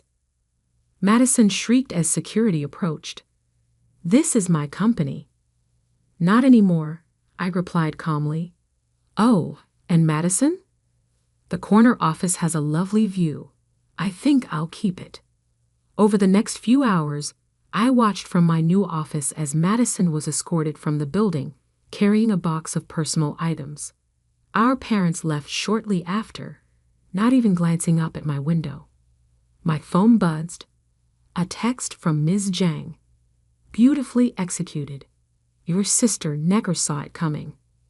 I smiled, remembering all those family dinners where they dismissed my little website. Now Stitch in Style was worth billions, and I'd just acquired one of Boston's oldest financial institutions. The next morning, the headlines told the story. Tech H-E-N-T-R-E in your EQIRES STERLING financial Eleanor BLAK from Fayion STRTUP to financial POWERATOUSE Sterling SVANDAL 1 STER falls as annual data rises. A week later, I received an invitation to a family dinner. I almost laughed at their predictability. Now that I'd proven my success, they wanted to reconcile. I sent back a simple response. Too busy running 2 companies. Maybe next time. Madison eventually pleaded guilty to multiple counts of securities fraud. She served 5 years in a minimum security prison. Our parents sold their house to pay legal bills and moved to Florida, where they presumably still tell everyone about their successful daughter. Only now they mean me, though they never mention how I achieved that success. As for me, I merged Sterling's legitimate assets with my tech empire, creating something entirely new. The same analysts who once dismissed me as a fashion blogger now write lengthy profiles about my business genius. But the real victory wasn't in the acquisition or the headlines. It was in proving that success doesn't always wear a designer suit or work in a corner office. Sometimes it builds quietly, steadily, until it's strong enough to reshape the world. Last week, I received a letter from Madison, newly released from prison. "I understand now," she wrote. "You aren't just building a company. You are building revenge." I didn't bother responding. She still didn't get it. This was never about revenge. It was about creation versus destruction, substance versus appearance, truth versus lies. In my new office, high above Boston's financial district, I keep a photo from Madison's promotion party, the night she was celebrated while I stood in the corner, supposedly jealous of her success. I keep it to remind myself that true power doesn't need to announce itself. It builds in silence, grows in shadow, until it's ready to step into the light. Sometimes I think about that night, about Mom's words. At least one daughter made it. She was right, just not in the way she thought. I adjusted my simple black dress in the mirror of my penthouse apartment, deliberately choosing the plainest outfit in my closet. The standard issue MacBook I'd bought specifically for family visits sat on my desk, its screen displaying a few basic digital art pieces. Nothing too impressive, nothing that would hint at the empire I'd built. The invitation to the Morrison family reunion sat on my kitchen counter, its gold embossing catching the morning light. Hosted, as always, at my sister Diana's mansion in the Hamptons. Join us for a celebration of family success, the card proclaimed, making me wonder if they'd ever celebrate any of mine. My phone buzzed, a message from my CFO about our latest acquisition. "Contracts are ready, Maya. Morrison Tech's board just approved the sale. They have no idea Dreamscape Animation Studios is the buyer." I smiled, tucking the phone into my purse. 10 years of carefully hiding my success was about to pay off in the most satisfying way possible. The drive to the Hamptons gave me time to reflect on how I'd gotten here. Growing up in the Morrison family meant one thing: business was everything. My father, James Morrison, had built Morrison Tech from the ground up, turning it into a respected name in enterprise software. My sister Diana had followed perfectly in his footsteps, getting her MBA from Harvard and rising through the company ranks. And then there was me, the disappointment, the daughter who spent her time doodling in notebooks instead of studying business strategies. "Art isn't a career, Maya," my father would say, his voice heavy with disapproval. "It's a hobby at best, a distraction at worst." I remember the day I told them I was majoring in animation at art school instead of accepting my place at Wharton. The silence in our dining room was deafening.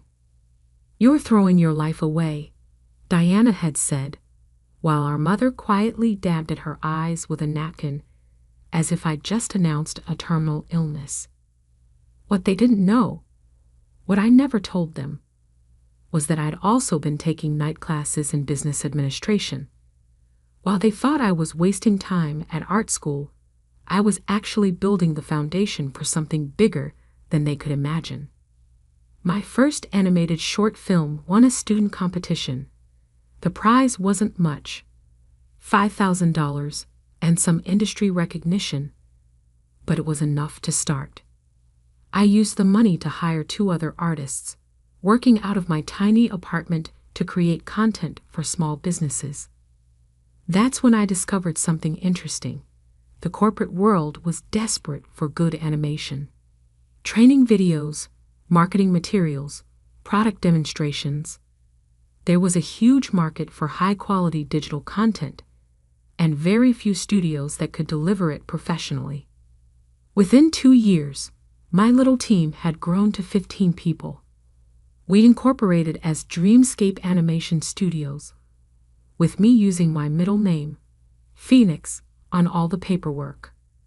Maya Phoenix, not Maya Morrison, became the name behind what would grow into one of the most innovative animation studios in the country.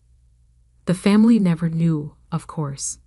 To them, I was still just Maya, the struggling artist who occasionally sold a digital piece online or did freelance work for local businesses. Every time they asked about my career, I gave them just enough information to maintain the illusion. Diana's mansion came into view, its manicured lawns and perfect landscaping exactly what you'd expect from someone who measured success in square footage. Cars lined the circular driveway, all luxury brands, all making my deliberately modest Honda Civic look even more out of place. I parked at the far end of the drive, taking a moment to check my reflection again. I'd left my designer clothes at home, worn minimal makeup, kept my hair simple. Everything about my appearance had been carefully curated to maintain the image my family had of me. The struggling artist, the family disappointment. Maya. My mother's voice carried across the driveway as I approached the house. We were starting to wonder if you'd make it. I returned her air kiss, noting how her eyes quickly scanned my outfit, probably calculating its cost and finding it appropriately underwhelming. Traffic, I explained, following her into the house, and I had to finish a commission. Oh, someone actually paid for your drawings? The pause before drawings was subtle but deliberate. If she only knew that just yesterday, I'd signed off on a $50 million contract with a major tech company for a series of animated training programs. Instead, I smiled sheepishly. Just a small business website. Nothing exciting. The house was exactly as I remembered it from previous gatherings. Ostentatiously decorated, designed to showcase the Morrison family's success. Photos lined the walls. Diana at her Harvard graduation, Diana with the Morrison Tech Board, Diana on the cover of Business Weekly. The single photo of me was from high school, before I'd disappointed everyone by choosing art over business. The great room was already full of relatives when we entered. Conversations about stocks, mergers, and market trends filled the air. My cousin James was holding court near the fireplace, talking about his hedge fund's latest acquisition. Aunt Patricia was showing off photos of her son's new startup. And there, in the center of it all, was Diana, perfectly coiffed in what I recognized as a $12,000 Oscar de la Renta dress. Maya, she called out, her voice carrying that familiar note of condescension. I'm so glad you could take time away from your art to join us. She embraced me briefly, careful not to wrinkle her dress. You look, she paused, searching for a diplomatic word, comfortable. Thanks, I said, pulling at my target dress self-consciously, playing the part she expected. Your dress is beautiful. Oscar de la Renta, she confirmed, smoothing the fabric. A little celebration for closing our latest acquisition. Morrison Tech just bought out our biggest competitor in the enterprise software space. I bit back a smile. If only she knew that in less than 24 hours, Morrison Tech itself would belong to my little art studio. That's wonderful, I said. Things must be going well. Better than ever, she beamed. In fact, I was just telling everyone about our next big move. We're branching into digital content creation, animations for corporate training, marketing, that sort of thing. My heart skipped a beat. This was exactly why I'd moved to acquire Morrison Tech.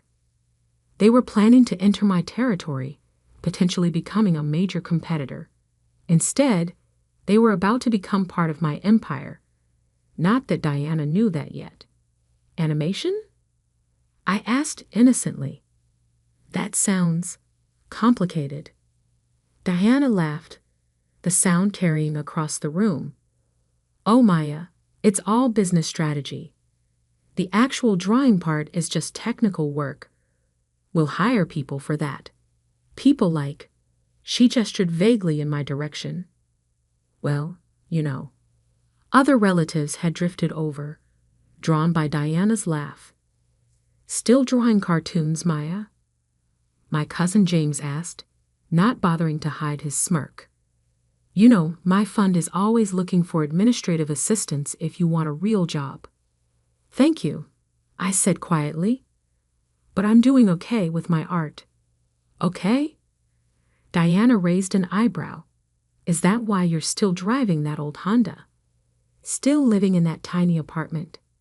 They had no idea that I owned the entire building where my tiny apartment was located, or that my car collection included a Porsche and 2 Teslas.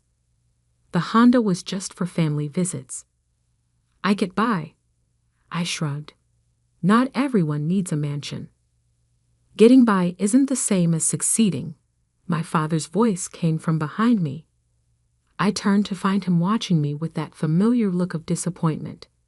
Diana's latest deal is worth more than you'll probably make in your entire life drawing pictures.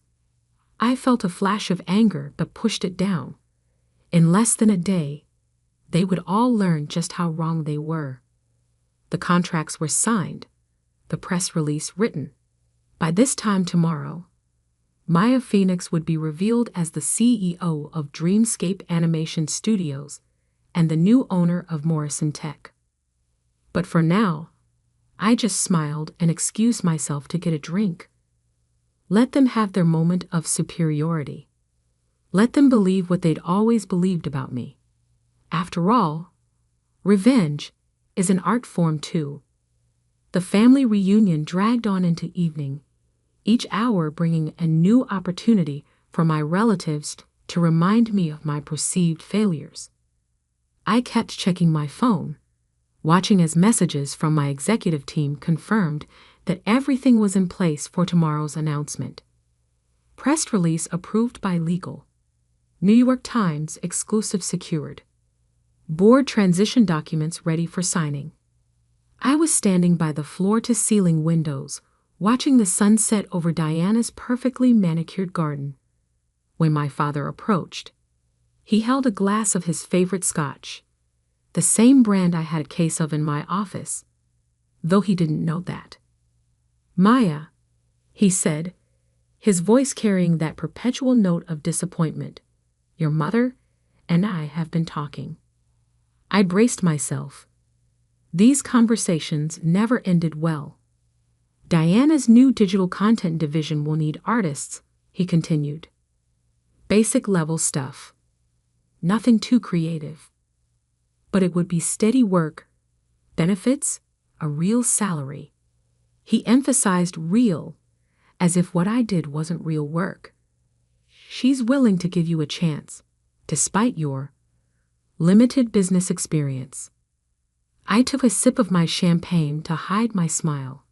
If he only knew that my company's annual revenue was nearly triple what Morrison Tech made in digital services. Thank you, Dad, but I'm okay with my freelance work. He sighed heavily. Maya, you're 32 years old. Don't you think it's time to stop playing around with drawings and join the real world? Look at your sister. She's made something of herself. Through the window's reflection, I could see Diana holding court among our relatives, probably sharing another story of her business triumphs. She'd always been good at that, making sure everyone knew exactly how successful she was. I know you think art is just playing around, I said carefully, but there's more to it than you realize. Is there? He gestured at my simple dress, my unassuming appearance, because from where I stand, all I see is wasted potential. You could have gone to Wharton, could have been part of Morrison Tech's legacy. Instead, you chose to throw it all away for what? Digital doodles. The words stung, even after all these years. even knowing what I knew. Actually, I started, almost ready to tell him everything, but my phone buzzed again. A message from my COO. Morrison Tech board members all confirmed for tomorrow's 9 a.m. meeting. They have no idea what's coming. I swallowed my confession. Less than 12 hours. I could wait that long. Actually what? My father prompted. Nothing, I said. You're right. I made my choices. He shook his head and walked away, leaving me to watch the final rays of sun disappear behind the trees. Across the room, I heard Diana's laugh ring out again. Maya's always been different, she was saying to our Aunt Patricia. Some people just aren't cut out for real success. At least she's finally accepting the hand up we're offering. I checked my watch. 7:30 p.m. In less than 14 hours, everything would change. The rest of the evening passed in a blur of subtle jabs and condescending offers of help. Cousin James offered to teach me basic business accounting. Aunt Patricia suggested her daughter could help me build a proper website for my little art business. Even my mother got in on it, quietly showing me job listings for graphic design positions at local marketing firms. Through it all, I maintained my facade of quiet resignation, playing the role of the struggling artist they all expected me to be. But inside, I was counting down the hours. Finally, as the party wound down, Diana cornered me by the coat check. I hope you'll seriously consider Dad's offer, she said, her voice dripping with folks' concern. The position wouldn't be anything too challenging, just basic artwork for corporate presentations, employee handbooks, that sort of thing. We'd start you at an entry-level salary, of course, but it's better than whatever you're making now. I thought about my penthouse office overlooking Central Park, about the team of over 200 artists and animators who worked for me, about the groundbreaking projects we were developing that would revolutionize digital animation. I'll think about it, I said. Don't think too long, she advised. Once we announce our expansion into digital content next week, we'll have plenty of qualified applicants. I'm only offering because you're family. I nodded, accepting my cope from the attendant. Speaking of announcements, will you be at the office tomorrow? Of course, she said proudly. 9 a.m. sharp. We have a major meeting with our mystery buyers. Some big animation studio is interested in partnering with us. She smirked. See what happens when you think bigger than just drawing pictures. Good luck with the meeting, I said, turning to leave. Maya, she called after me. That outfit you're wearing, if you do decide to take the job, you'll need to dress more. Professionally. Appearance matters in the corporate world. I looked down at my intentionally modest dress, thinking of the closet full of designer clothes waiting at home. I'll keep that in mind. Driving home, I finally let myself feel the full weight of what was about to happen. 10 years of hiding my success, of letting them believe I was a failure, all leading to this moment. Back in my penthouse, I hung up my struggling artist costume and changed into silk pajamas that cost more than Diana's precious Oscar de la Renta dress. My real laptop, not the prop I took to family functions, was open on my desk, displaying the final acquisition documents for Morrison Tech. A message popped up from my assistant.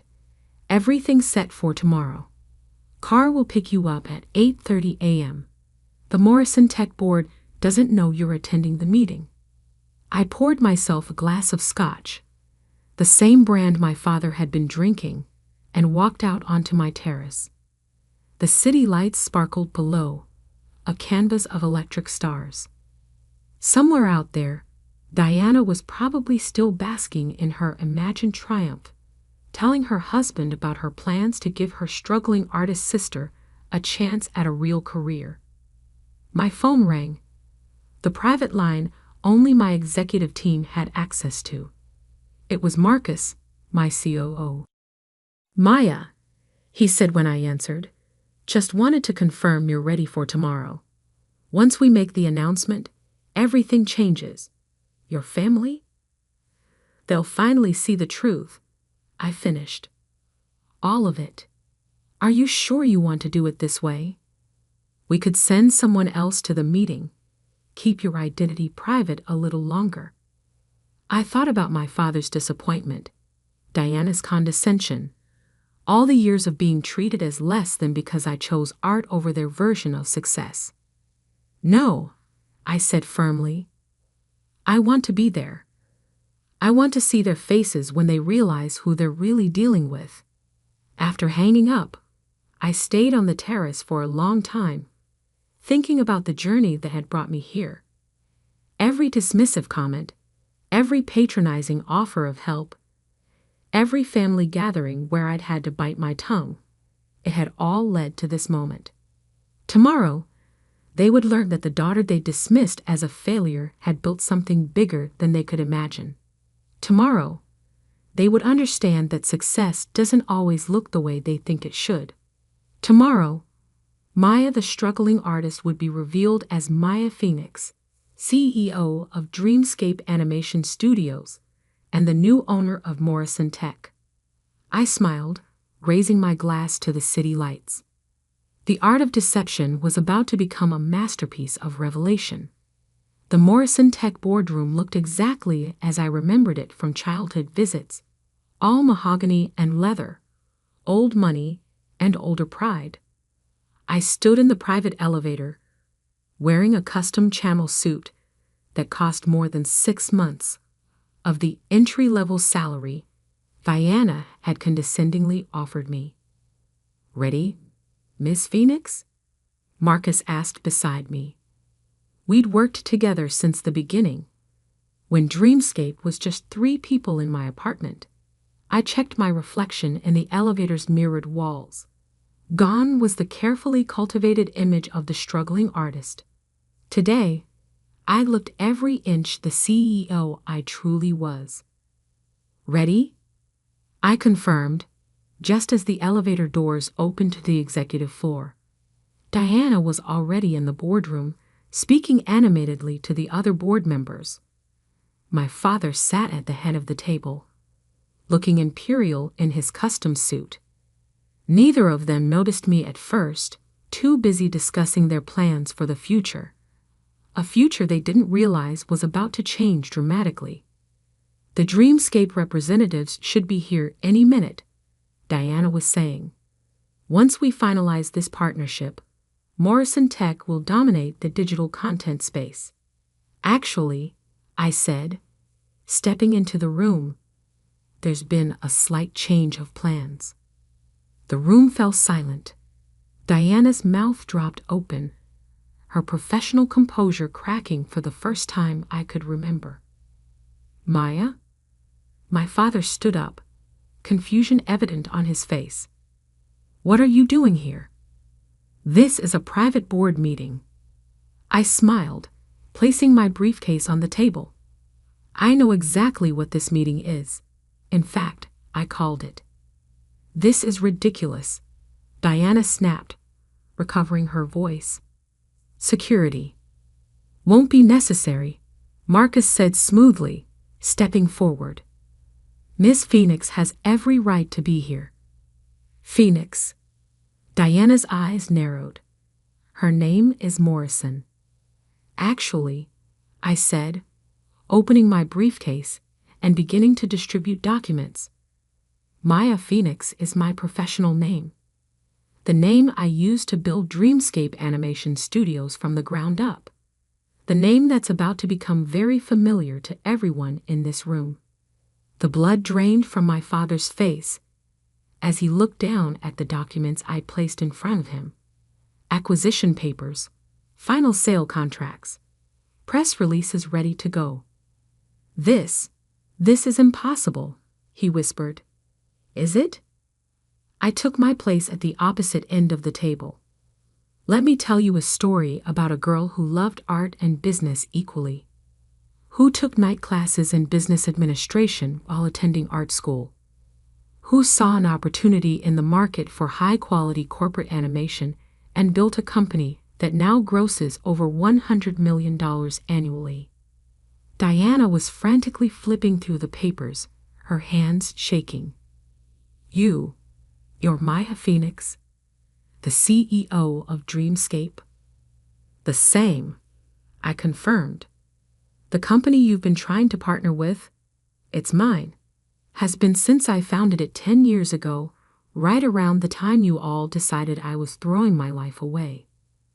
But you're just an artist, Diana stammered. You live in a tiny apartment. You drive a Honda. I couldn't help but laugh. I own the building where that tiny apartment is located. The Honda is just what I drive to family functions. Would you have preferred I showed up in my Porsche? Given you one more thing to assume I couldn't afford.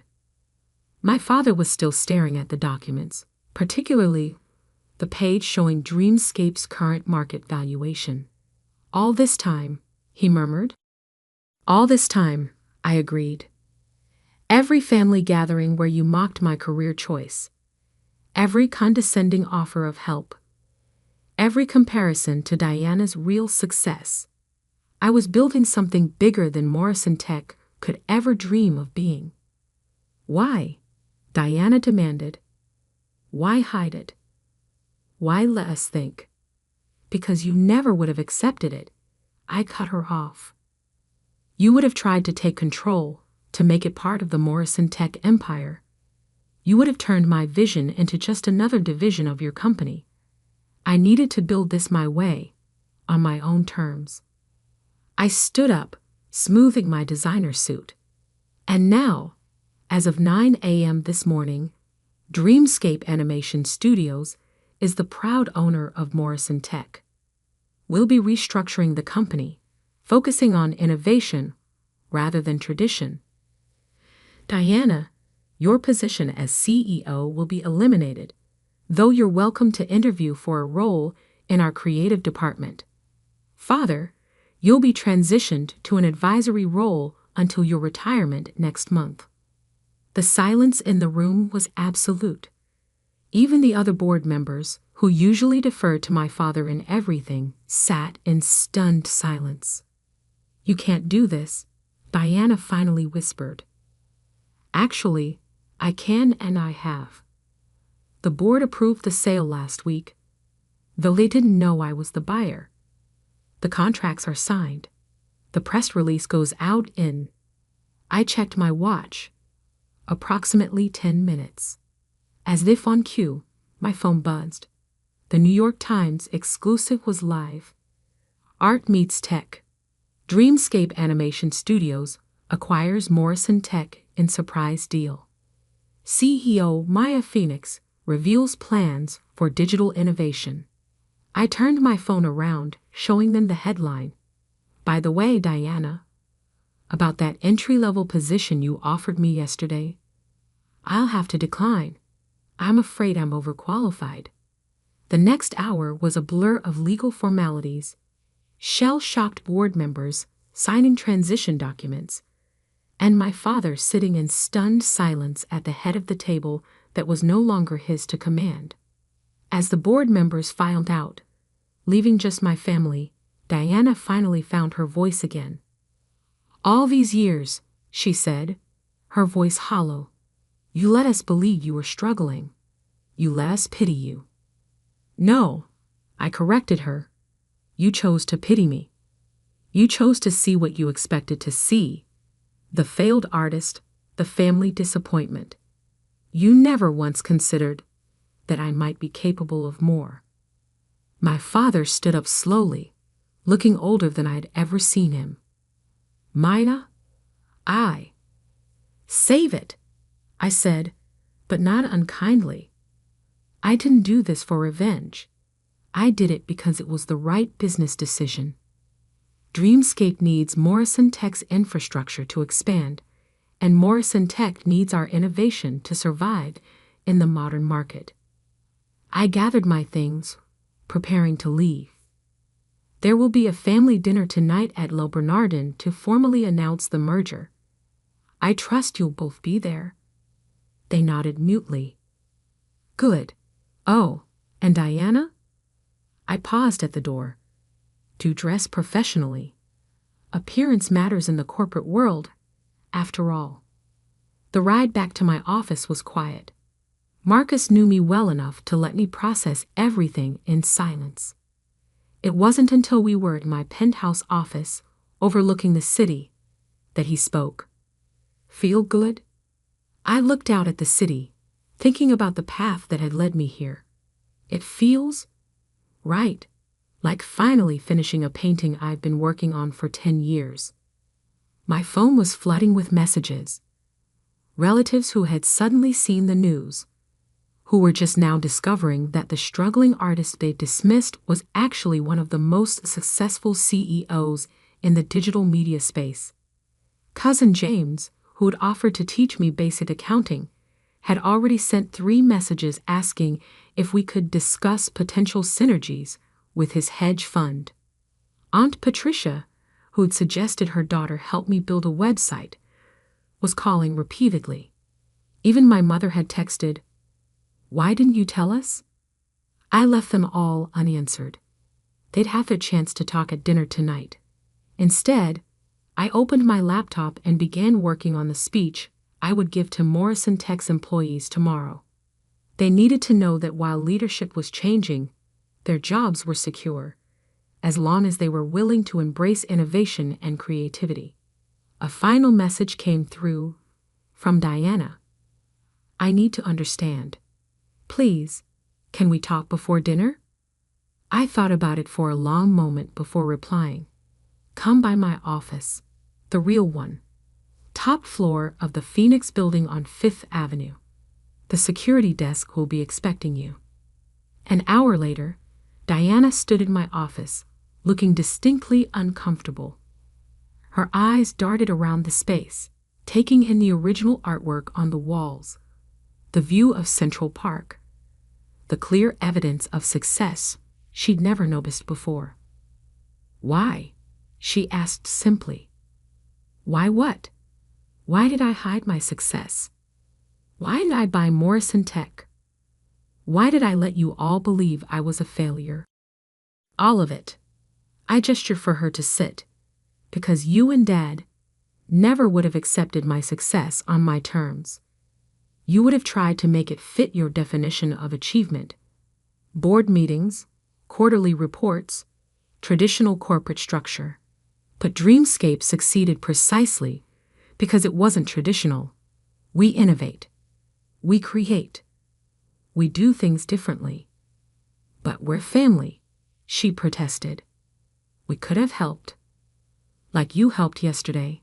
I raised an eyebrow, offering me an entry-level position out of pity. That's not help, Diana. That's control.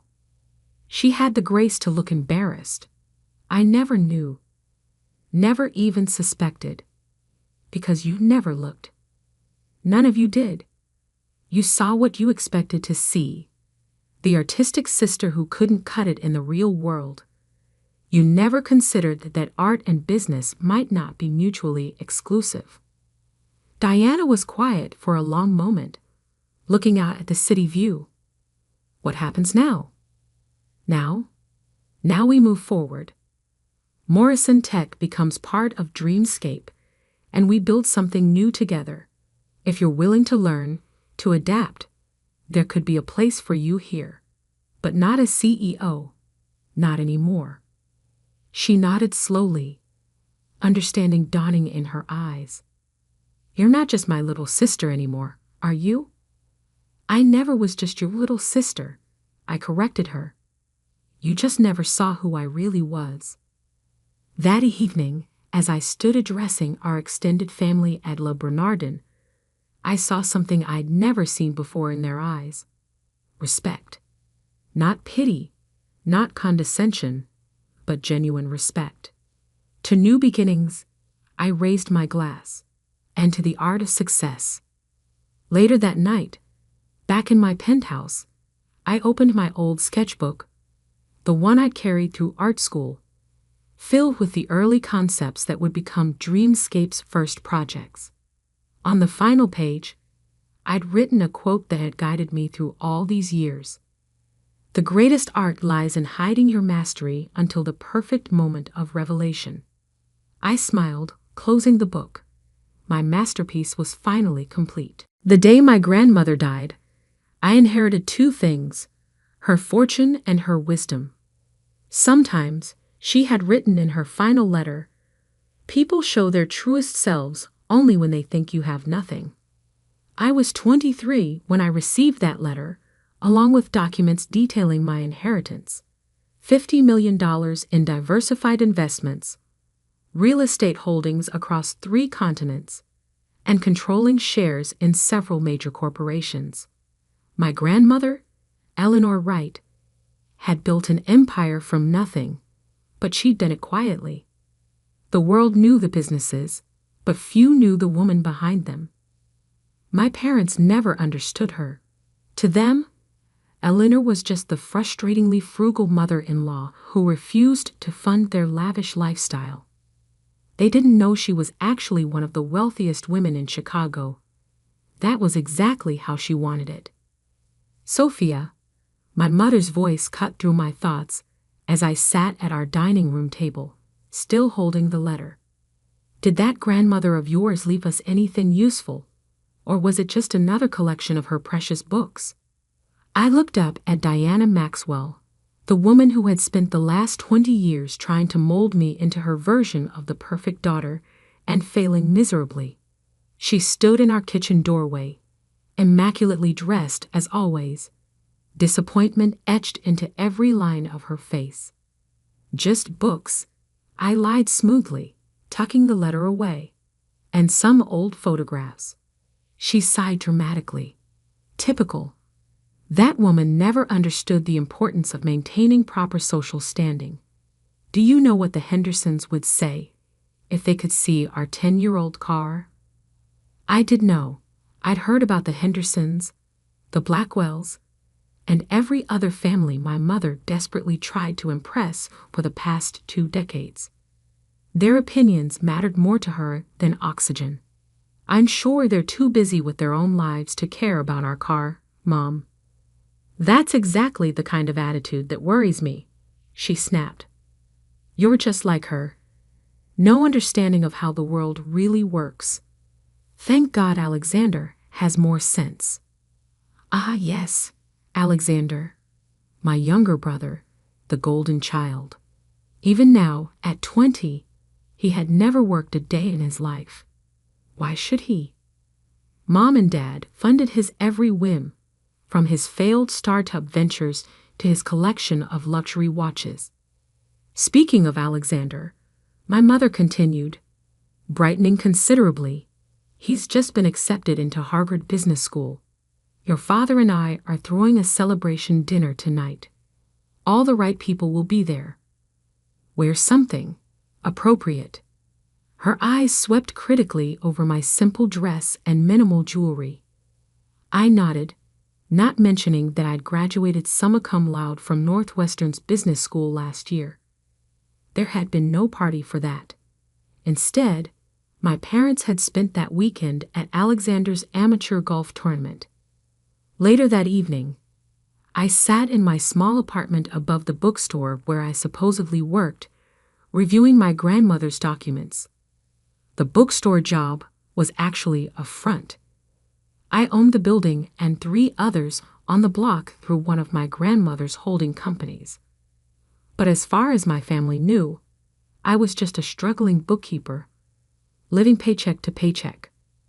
My phone buzzed with a text from my father. "Don't be late tonight. The Blackwells are bringing their son James.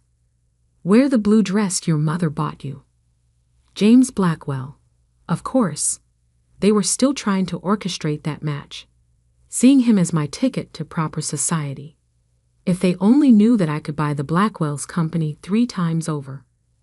I arrived at my parents' house precisely on time, wearing a simple black dress instead of the gaudy blue one my mother preferred. The valet? Yes. They had hired a valet for the evening. Gave me a sympathetic look as I handed him the keys to my modest Honda Civic. Inside, the house was transformed. Crystal champagne flutes caught the light from the grand chandelier, elegant flower arrangements adorned every surface, and the air was thick with expensive perfume and pretension. Sophia. My mother's voice carried across the foyer, tight with barely concealed irritation. I thought I told you to wear the blue dress. This one was clean, I replied simply. She closed her eyes briefly, gathering patience. At least try to make a good impression on James. His family's company is very successful. I bit back a smile, remembering the report on my desk about Blackwell Industries' recent financial troubles. Their success was mostly smoke and mirrors at this point. Alexander chose that moment to make his entrance, drawing every eye in the room. He wore a perfectly tailored tuxedo that probably cost more than my supposed monthly salary. "There's my boy," our father boomed, clapping him on the shoulder. "Harvard Business School's newest star." I watched as person after person congratulated him, praising his natural business acumen and brilliant mind. None of them seemed to remember his 3 failed businesses, all funded by our parents' increasingly strained resources. James Blackwell sidled up to me, champagne in hand. "Sophia," he smiled, all white teeth and practiced charm. "Still working at that little bookstore?" "Someone has to pay the bills," I said mildly. He laughed as if I'd told a particularly amusing joke. "You know, my family's company always has positions available for motivated individuals. I'll keep that in mind." The evening continued in this vein, a parade of wealth and subtle condescension. I watched my parents fawn over Alexander, making endless excuses for his past failures while pointing to his imagined future successes. But beneath the sparkle and shine, I could see the cracks. The way my father's hand shook slightly as he signed the catering bill. The tight look around my mother's eyes when someone mentioned their recent vacation. Actually a desperate business trip to save a failing investment. They were in trouble, though they died before admitting it. Years of funding Alexander's expensive education, failed ventures, and extravagant lifestyle had taken their toll. The mansion they were so proud of, the one they'd remortgaged 3 times to maintain appearances, was slowly slipping through their fingers.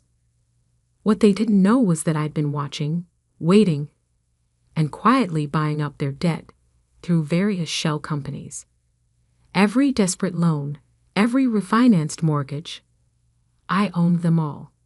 As I drove home that night in my sensible Honda, I thought about my grandmother's words. People do show their truest selves when they think you have nothing. And soon, very soon, my family was going to show exactly who they really were. The signs of my parents' financial collapse became impossible to ignore, even for them. It started with small things. The household staff was temporarily reduced. Their country club membership became inactive. And suddenly my mother discovered a passion for vintage fashion. But Alexander's lifestyle never changed. Even as the family finances crumbled, my parents continued funding his every whim. The day I saw him drive past my bookstore in a brand new Porsche, I knew they had finally hit rock bottom.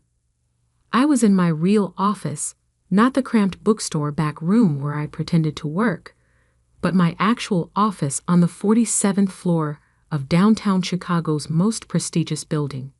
As CEO of Wright Investments, I had a perfect view of the city my grandmother had helped build. "Miss Wright," my assistant Sarah buzzed in. "Your brother just made another withdrawal from your parents' emergency fund."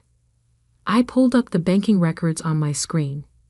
There it was, $175,000 transferred to a luxury car dealership. Money they definitely didn't have. How much do they have left? I asked, though I already knew the answer. Less than $50,000, Mom. And their mortgage payment is due next week. I leaned back in my chair, thinking about the careful web I'd woven over the past year. Through various holding companies, I owned not just their mortgage, but all their outstanding debt. Every credit card, every loan, every desperate attempt to maintain their facade of wealth. I controlled it all. Schedule the foreclosure notices, I instructed Sarah. It's time. The next morning, I arrived at the bookstore early, knowing what was coming. Right on schedule, my mother burst through the door, her designer handbag genuine but last season. Sophia! Her voice was shrill with panic. Something terrible has happened. The bank. They're saying they're going to foreclose on the house. I looked up from the ledger I was pretending to review. What? How is that possible? Your father. There have been some business setbacks, but it's just temporary. We just need a little help. She reached across the counter, gripping my hand. Darling, how much do you have saved? I almost laughed. After years of mocking my little bookstore job, she was now eyeing my supposed savings like a lifeline. Mom, I make $35,000 a year. After rent and bills, I'd barely save anything. Her face fell. But surely you must have something. An emergency fund? I have about $3,000 saved. I lied. But that's everything. We need it, she said immediately. Just until your father's deals come through. Alexander has some very promising ventures in the works. I sat back studying her. What about Alexander's new Porsche? Couldn't he sell that? Don't be ridiculous, she snapped. He needs to maintain appearances. How else will he attract the right kind of investors? And my appearance doesn't matter. That's different. She waved her hand vaguely. You're just not in those circles anyway. In those circles, I thought about the charity gala I'd be hosting next month as Eleanor Wright's heir, where half of Chicago's elite would be in attendance. But my mother didn't know about that. I'm sorry, Mom. I can't empty my savings account. I need to pay rent. She stood up, anger replacing desperation. How can you be so selfish? After everything we've done for you. What exactly have you done for me? The question hung in the air between us. For a moment, confusion crossed her face, as if she were genuinely trying to remember any significant thing they'd done to help me succeed. We gave you a good home, an education. The education I paid for with student loans, you mean? The same loans you refused to help with because you were funding Alexander's third startup. That's not fair. Alexander has vision. He just needs support too. Get out. My voice was quiet but firm. Excuse me. Get out of my store, Mom. And don't ask me for money again. She left in a fury of slammed doors and threats, but I wasn't worried. Everything was proceeding exactly as planned. That evening, I received another call, this time from my father. Sophia, we need to discuss this situation like adults, he began, his business negotiation voice in full effect. Your mother tells me you were quite unhelpful today. I can't give you my savings, Dad. Now listen here, young lady. This family has a reputation to maintain. We can't have the house foreclosed. Do you have any idea what that would do to our standing? To Alexander's prospects? I thought about the foreclosure notices being prepared in my lawyer's office at that very moment. Maybe Alexander could help? He just bought a new Porsche.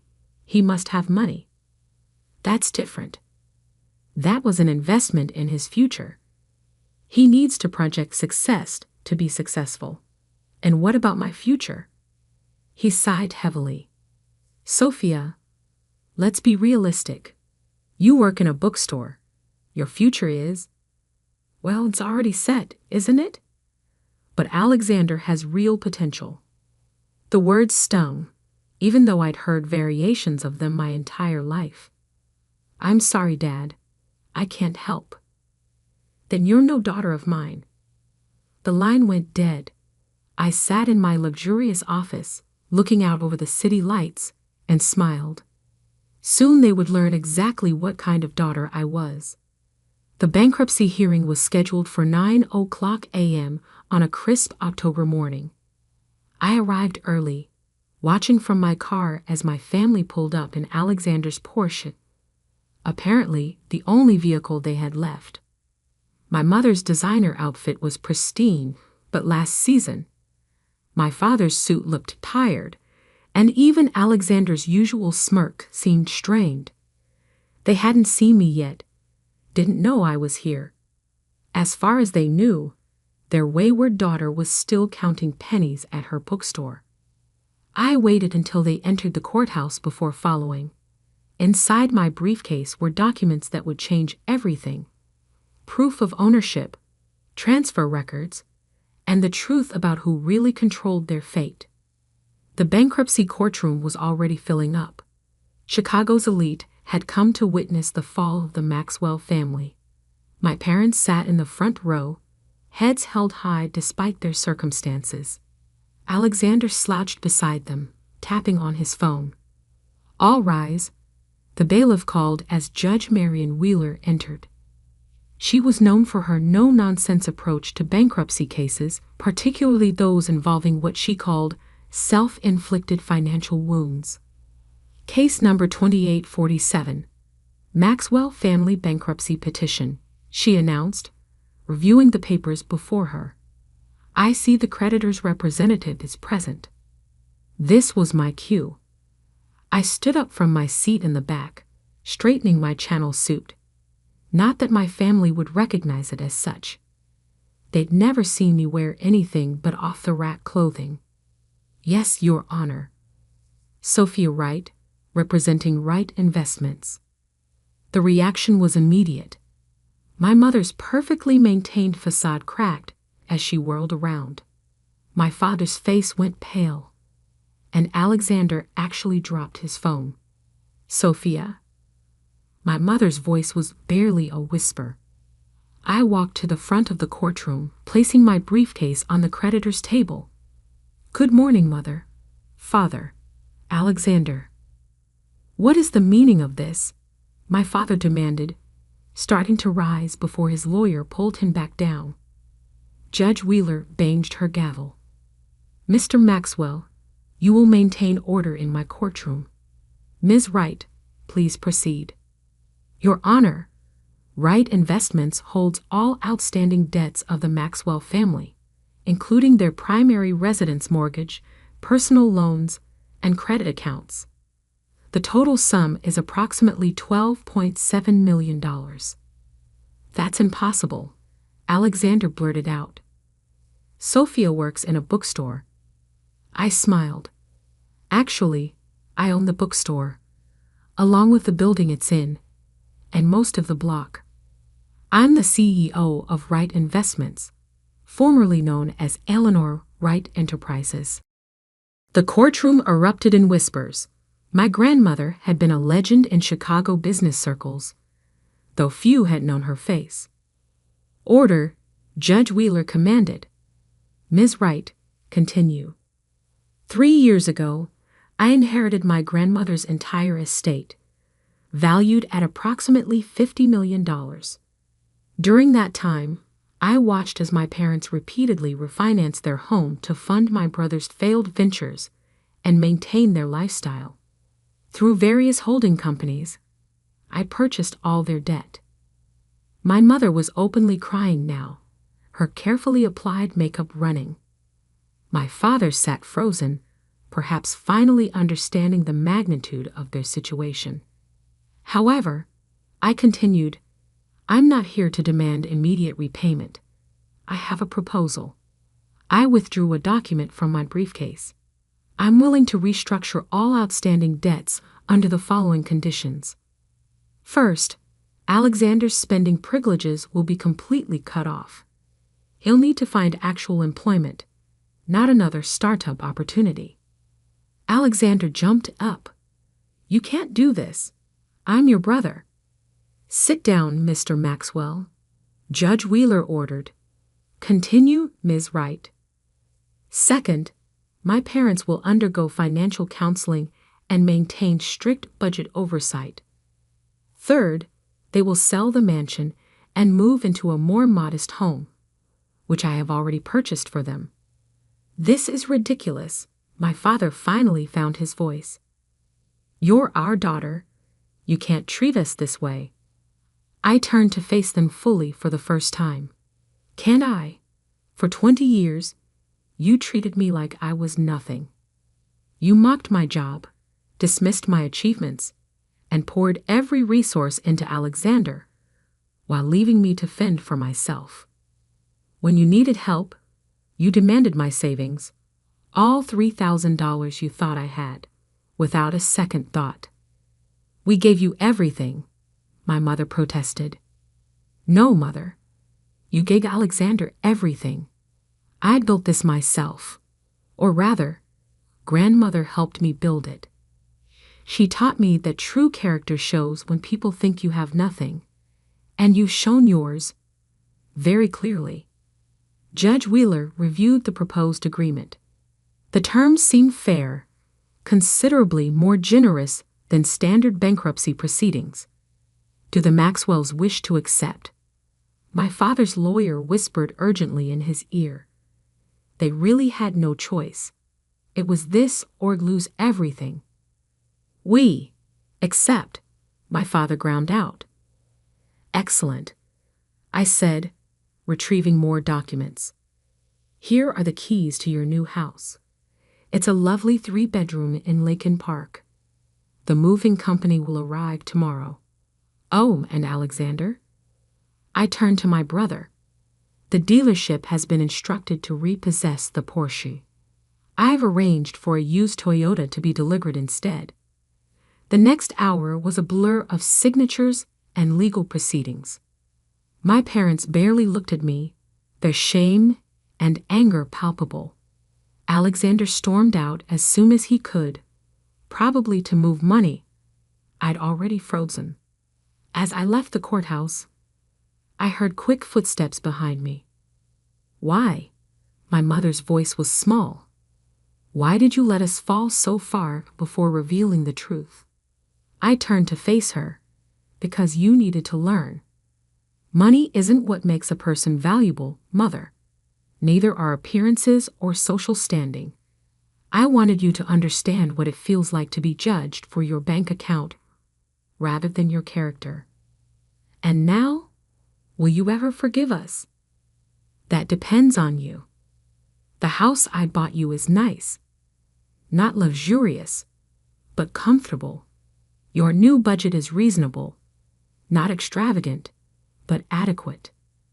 What you do with this second chance is up to you.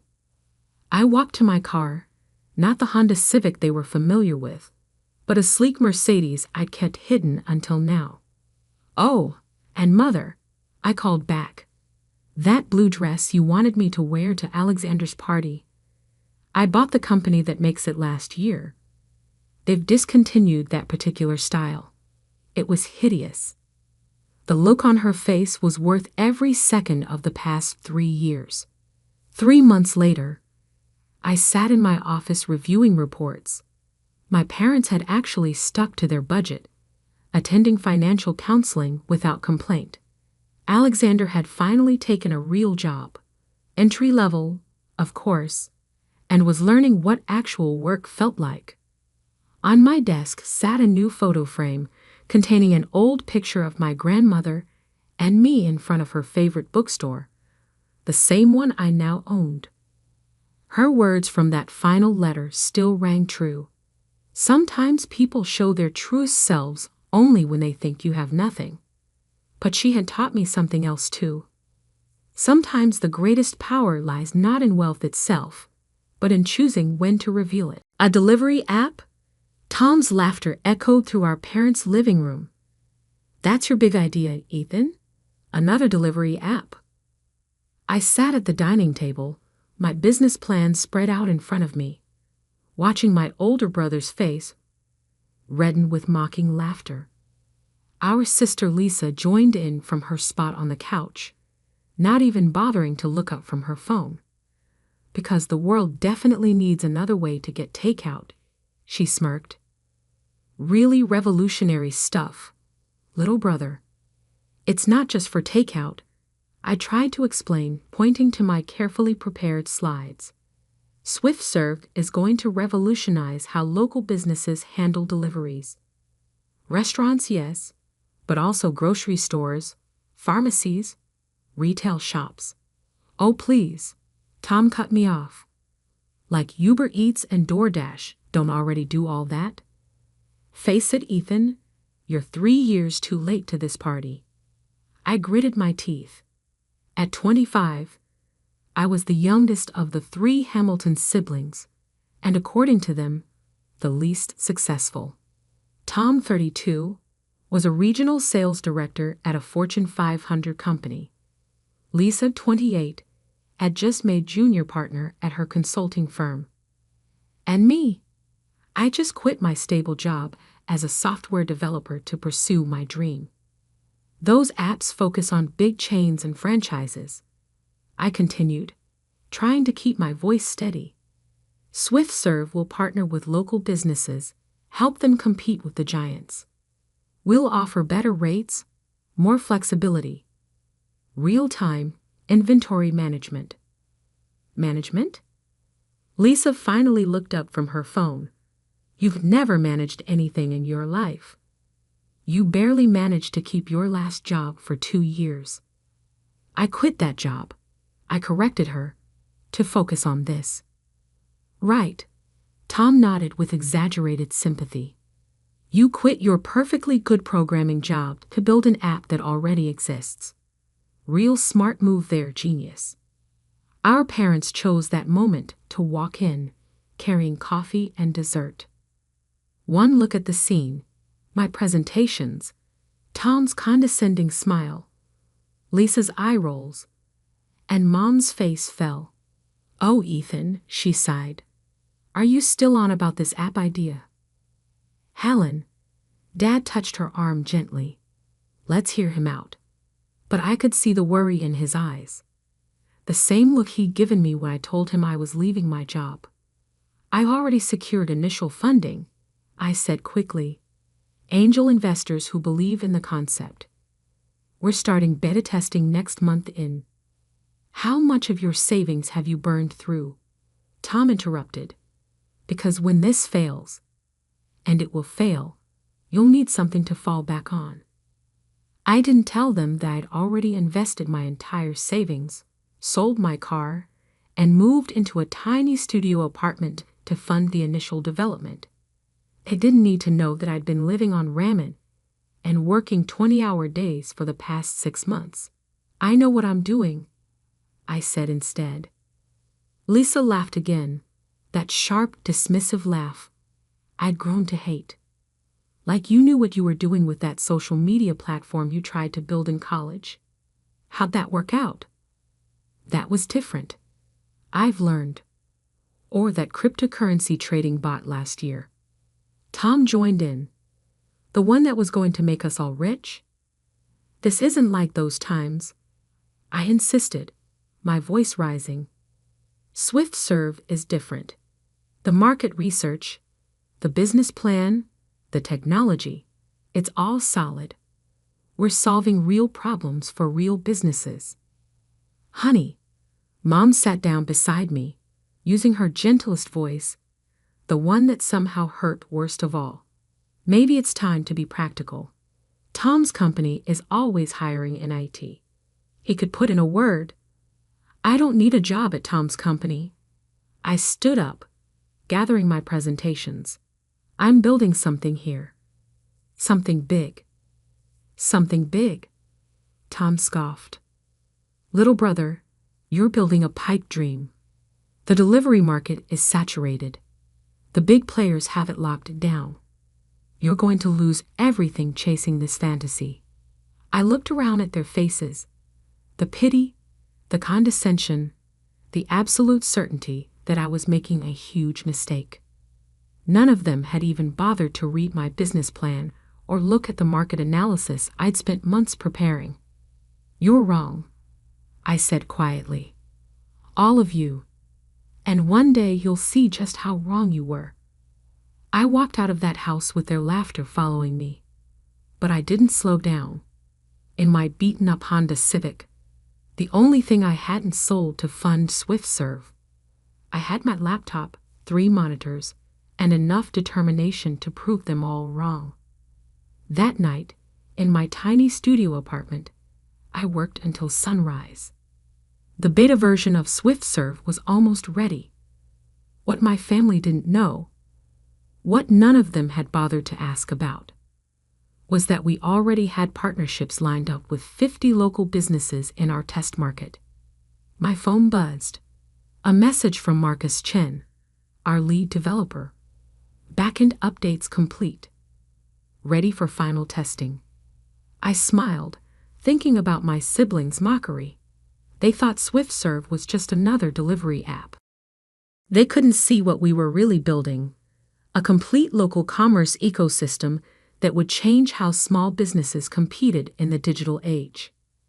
The next few months were a blur of coding, meetings, and endless cups of coffee. We launched the beta in a small college town, partnering with local restaurants, bookstores, and grocery shops. The response was immediate. SwiftServe wasn't just another delivery app. It was a lifeline for small businesses struggling to compete with giant chains. Our platform didn't just handle deliveries. It provided inventory management, customer analytics, and marketing tools that leveled the playing field. 3 months after that disastrous family dinner, we had our first major breakthrough. A local newspaper ran a story about how SwiftServe had helped save a historic bookstore from closing. The owner's quote made me smile. "It's not just delivery. It's like having a whole digital department at our fingertips." The article caught the attention of a major venture capital firm. Suddenly, the meetings I couldn't get before were happening. Investors who'd ignored my emails were calling me. I didn't tell my family about any of it. Let them think I was failing. Let them believe their mockery was justified. Success would be sweeter when they finally saw it for themselves. 6 months in, SwiftServe had expanded to 3 cities. Our user base was growing exponentially, and our business partners were reporting revenue increases of up to 40%. Then came the call that changed everything. "Ethan Hamilton?" The voice was unfamiliar. "This is James Morrison from Tech Fund Ventures. We've been watching SwiftServe's growth with interest." Tech Fund Ventures, one of the biggest names in tech investment, known for backing companies like Uber and Airbnb in their early days. "We'd like to discuss leading your series of funding round. How does $50 million sound for a starting point?" I gripped my phone tighter, glad I was sitting down. "That sounds interesting." "Excellent. Our team has reviewed your technology, your market strategy, your growth metrics. We believe SwiftServe isn't just another delivery app. It's the future of local commerce." Not just another delivery app. The words my siblings had thrown at me mockingly were now being used by one of the most successful venture capitalists in the country, but with admiration instead of derision. After the call, I sat in my small apartment, looking at the whiteboard where I'd mapped out SwiftServe's future. We were about to go from bootstrapped startup to major player. My phone buzzed again. A message in the family group chat. "Tom. Hey everyone. Big news. Just got promoted to VP of Sales. Lisa. Congratulations. Dinner to celebrate?" Mom, so proud of you, honey. This weekend? Dad, that's my boy. I stared at the messages, remembering all the family dinners where they'd bragged about their careers while dismissing my dreams. Soon, very soon, they'd learn what real success looked like. But first, we had an empire to build. 1 year after that first mocking family dinner, I sat in my new corner office on the 38th floor of a downtown skyscraper, watching Swift Serve's real-time statistics scroll across multiple screens. We were now operating in 20 major cities, with over 10,000 local businesses on our platform. The $50 million from Tech Fund Ventures had turned into $200 million in Series B funding. Forbes had just named SwiftServe one of the top 10 startups to watch. Our valuation had crossed $1 billion, making us official unicorn. And my family still thought I was struggling. Mr. Hamilton? My executive assistant Sarah appeared at the door. The Singapore team is ready for their update call. And your sister Lisa has called 3 times this morning. I glanced at my phone's missed calls. Lisa had indeed been trying to reach me, probably to brag about her latest promotion or to offer more helpful career advice. Take messages from Lisa, I said. I'll deal with family matters later. The Singapore call was crucial. We were about to launch in Asia, starting with Singapore and Hong Kong. SwiftServe wasn't just changing local commerce in America. We were going global. Mid-call, my phone buzzed with a text from Mom. Honey, please call Lisa. She has an exciting opportunity for you. I muted my microphone and laughed. An exciting opportunity. Our company had just closed deals worth hundreds of millions, and they still thought I needed their help finding opportunities. After the call, Sarah brought in my afternoon schedule. The acquisition team from Delivery Giant is here. They're waiting in the main conference room. Delivery Giant, one of the big players my brother Tom had said had the market locked down. Now they were here, trying to buy us out before we took more of their market share. Tell them I'll be there in 5 minutes, I said, straightening my Brioni suit. Another detail my family didn't know: success had allowed me certain luxuries. The Delivery Giant team looked nervous as I entered the conference room. Their CEO, Mark Stevens, stood to greet me. Ethan, thanks for meeting with us. We'll cut right to the chase. We want to acquire SwiftServe. Name your price. I sat down, enjoying the irony. A year ago, my siblings had mocked me for trying to compete with companies like Delivery Giant. Now those same companies were trying to buy us out. Not interested, Mark, but thanks for coming by. We're prepared to offer $2 billion, he pressed. Cash and stock. I smiled, thinking about Tom's words. The big players have it locked down. The problem, Mark, is that SwiftServe isn't just another delivery app. We're not competing with you. We're reshaping the entire market. Your model focuses on large chains. Ours empowers local businesses. You're offering $2 billion because you know we're worth far more than that. $3 billion, he said quickly. Too quickly. I stood up. Let me show you something. I led them to our main operations center, where wall-to-wall screens displayed SwiftServe's network in real time. Thousands of deliveries happening simultaneously. Real-time inventory updates from local businesses. Customer data flowing through our AI systems. This is the future of local commerce, I said, and it's not for sale. After they left, I checked my messages again. Lisa had called twice more. Finally, curious about this exciting opportunity, I called her back. Ethan! Finally. Her voice was too bright, too eager. Listen, I've been thinking about your situation. My firm is launching a new digital division, and I convinced them to consider you for a junior analyst position. I nearly dropped my phone. Junior analyst? I know, it's entry level, she continued, missing my tone completely. But it's a foot in the door, a real career path. Better than wasting time on that app thing, right? I looked around my office, at the awards on the walls, the view of the city, the evidence of success they somehow still couldn't see. Lisa, I said carefully, how's the consulting business going? Amazing. She launched into a detailed description of her latest project. We just landed a major client in the tech sector. They need help with their digital transformation strategy. Would that client be Anderson Global? I interrupted. Silence. Then, how did you know that? Because they approached us first. They're implementing SwiftServe's platform across their entire retail division.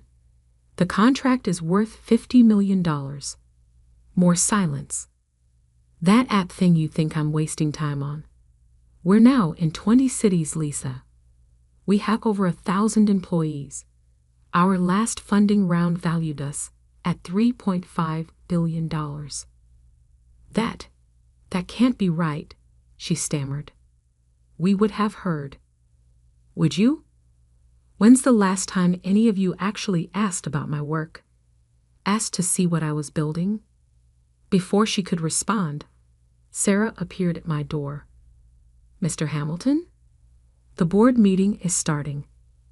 I have to go, I told Lisa. Board meeting. But hey, thanks for thinking of me for that junior analyst position. Always good to have a backup plan, right? I hung up, imagining her face as reality finally began to crack her perception of her struggling little brother.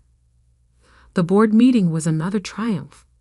Our expansion plans were ahead of schedule. Revenue had tripled in the last quarter, and we had just acquired our biggest competitor in the local delivery space. As I wrapped up my presentation, my phone buzzed again. A message from Tom. Just heard something interesting about SwiftServe. Need to talk ASAP. I smiled. Word was finally getting around, but they still didn't know the biggest news, the development that would force them to fully confront their mistake in doubting me. SwiftServe was about to go public, and there was one more detail they didn't know: their precious corporate jobs. Their companies were about to undergo major restructuring. Both Tom's employer and Lisa's consulting firm had been losing market share to businesses using SwiftServe's platform. They would soon be looking for new opportunities, and I knew exactly where they'd try to find them. After all, SwiftServe was hiring. We needed regional managers in several cities. I opened my laptop and sent a quick email to HR. When applications come in from Tom or Lisa Hamilton, forward them directly to me. The family that had laughed at my dreams was about to learn a valuable lesson about underestimating people, and I was going to enjoy teaching it. The morning of SwiftServe's IPO, I stood in my private office suite at our headquarters, adjusting my tie as I prepared for the opening bell ceremony. The Wall Street Journal's headline caught my eye. SwiftServe IPO set to be largest tech offering of the year. My phone buzzed. A message from Tom. We need to talk. It's urgent. Something big happening at work. I knew exactly what was happening at his work. His company had just announced major layoffs. They'd lost 40% of their market share to businesses using SwiftServe's platform. Tom's division would be the first to go. Another message, this time from Lisa. My firm is undergoing restructuring. Can we meet? I need career advice. The irony wasn't lost on me. The siblings who had mocked my career choices now needed my help. They just didn't know it yet. Mr. Hamilton? Sarah appeared at my door. Your parents are in the lobby. They're quite insistent about seeing you. I checked my watch. 2 hours until the opening bell. Send them up. My parents entered cautiously, taking in the massive office with its floor-to-ceiling windows and city views. Mom's eyes widened at the Swift Serve CEO nameplate on my desk. Ethan, Dad started, his voice uncertain. We've been seeing some things in the news. About Swift Serve? I smiled. Yes, we're going public today. Initial valuation around $50 billion. Mom sat down heavily in one of the leather chairs. 50 billion? That's right. That little delivery app you all laughed at? Turns out it was worth something after all. But why didn't you tell us? Mom's voice cracked. Tell you? I laughed softly. I tried.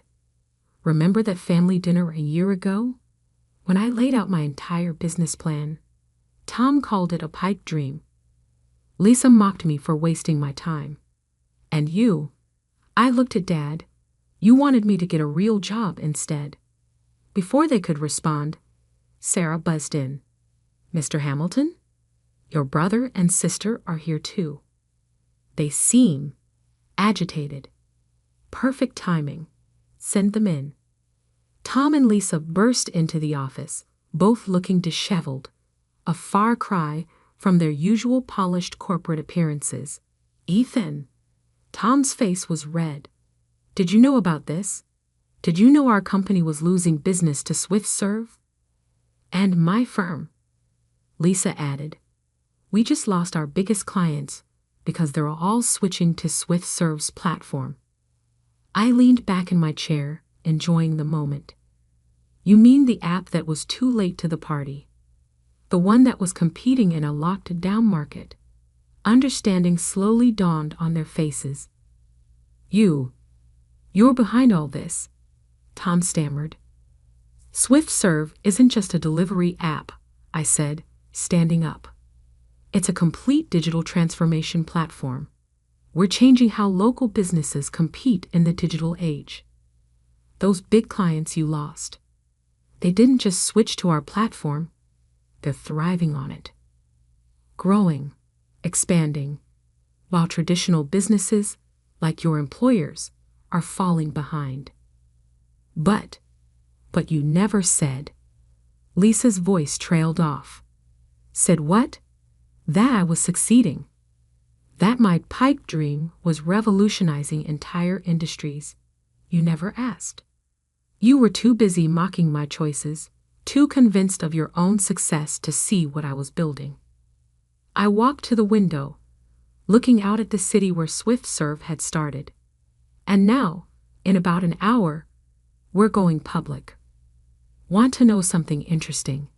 After the IPO, my net worth will be more than both your companies combined. The silence in the room was deafening. Honey, Mom stepped forward.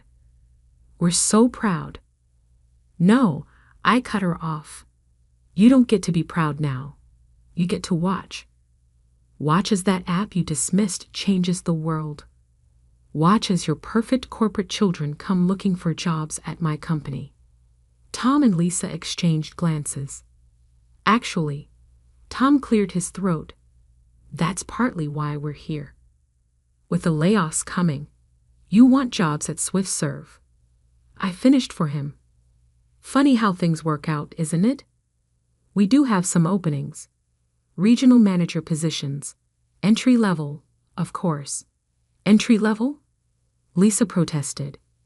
But I'm a partner at a failing consulting firm, I interrupted. Your experience means nothing here. You'd have to start from the bottom. Learn our system, prove your worth. Just like I did when you were all laughing at me. Sarah appeared at the door. Mr. Hamilton? The opening bell ceremony is in 30 minutes. Thank you, Sarah. I turned back to my family. You're welcome to watch the ceremony. Front row seats to see your little brother's pipe dream make history. The next hour was surreal. My family sat in stunned silence as I rang the opening bell at NASDAQ. SwiftServe's stock soared in the first minutes of trading. By lunch, we had exceeded all projections. Back in my office, I handed them each a folder. "What's this?" Tom asked. "Job applications," I replied. "If you want to work at SwiftServe, you'll need to apply through proper channels. No family shortcuts." "But we're your siblings," Lisa protested. "Funny, that didn't seem to matter when you were mocking my dreams. Why should it matter now?" Dad stepped forward. "Son, we were wrong. All of us. We should have supported you, believed in you." "Yes, you should have." I sat back down at my desk. "The applications are due by Friday. The starting salary is $45,000 a year. And one more thing, your direct supervisor? That college kid you said would never amount to anything because he was just a programmer. Marcus Chin. I made him Chief Technology Officer last month." Their faces were priceless. "Now, if you'll excuse me, I have a company to run. Sarah will show you out." As they filed out of my office, I called after them. "Oh, and one more thing. Remember how you all laughed when I said I'd change the future of local commerce? Check today's stock price. Then check your own company's stock. See who's laughing now." The door closed behind them, leaving me alone in the office where I'd built my empire. My phone buzzed with notifications. SwiftServe's stock was still climbing. News outlets were calling it the most successful tech IPO in years. I opened my laptop to send one final email to the family group chat. "Thanks for not believing in me. It made success that much sweeter. P.S. Those job applications, they're due by Friday. Don't be late." Then I turned to the real work, continuing to build the company that had proved them all wrong. Because success isn't just about proving doubters wrong, it's about proving yourself right. And I was just getting started. Sarah poked her head in one last time. "Your next appointment is here. The CEO of your brother's company. They want to discuss a potential partnership." I smiled. "Tell him he'll have to apply through proper channels, just like everyone else." Looking out at the city, I thought about that first family dinner, when they laughed at my dreams. Now they were all applying to work for me, hoping I'd save their careers. But I hadn't built SwiftServe to prove them wrong. I'd built it because I saw a future they couldn't imagine. Their mockery had just made success sweeter. The final irony? They'd have to use SwiftServe's app to order lunch in their new jobs. Every delivery would remind them of the dreams they'd laughed at. Sometimes success is the best revenge. And sometimes the best part isn't the billions you make. It's watching those who doubted you realize just how wrong they were. The day I discovered my sister had lost our parents' entire retirement fund, I was sitting in my office overlooking the Seattle skyline. The news didn't come from my family. They'd never tell me something this important. Instead, it came from Marcus, my financial advisor, who had noticed unusual activity in my parents' investment accounts. "Sarah, your parents' retirement fund has been completely drained," Marcus said, his voice grave through the phone. "Every penny was transferred to a series of high-risk investments under your sister's management. They've lost everything." I gripped my desk, knuckles turning white. "How much?" $2.8 million. Gone in less than 6 months. The number hit me like a physical blow. I thought about my parents, both in their 60s, about to retire after working their whole lives.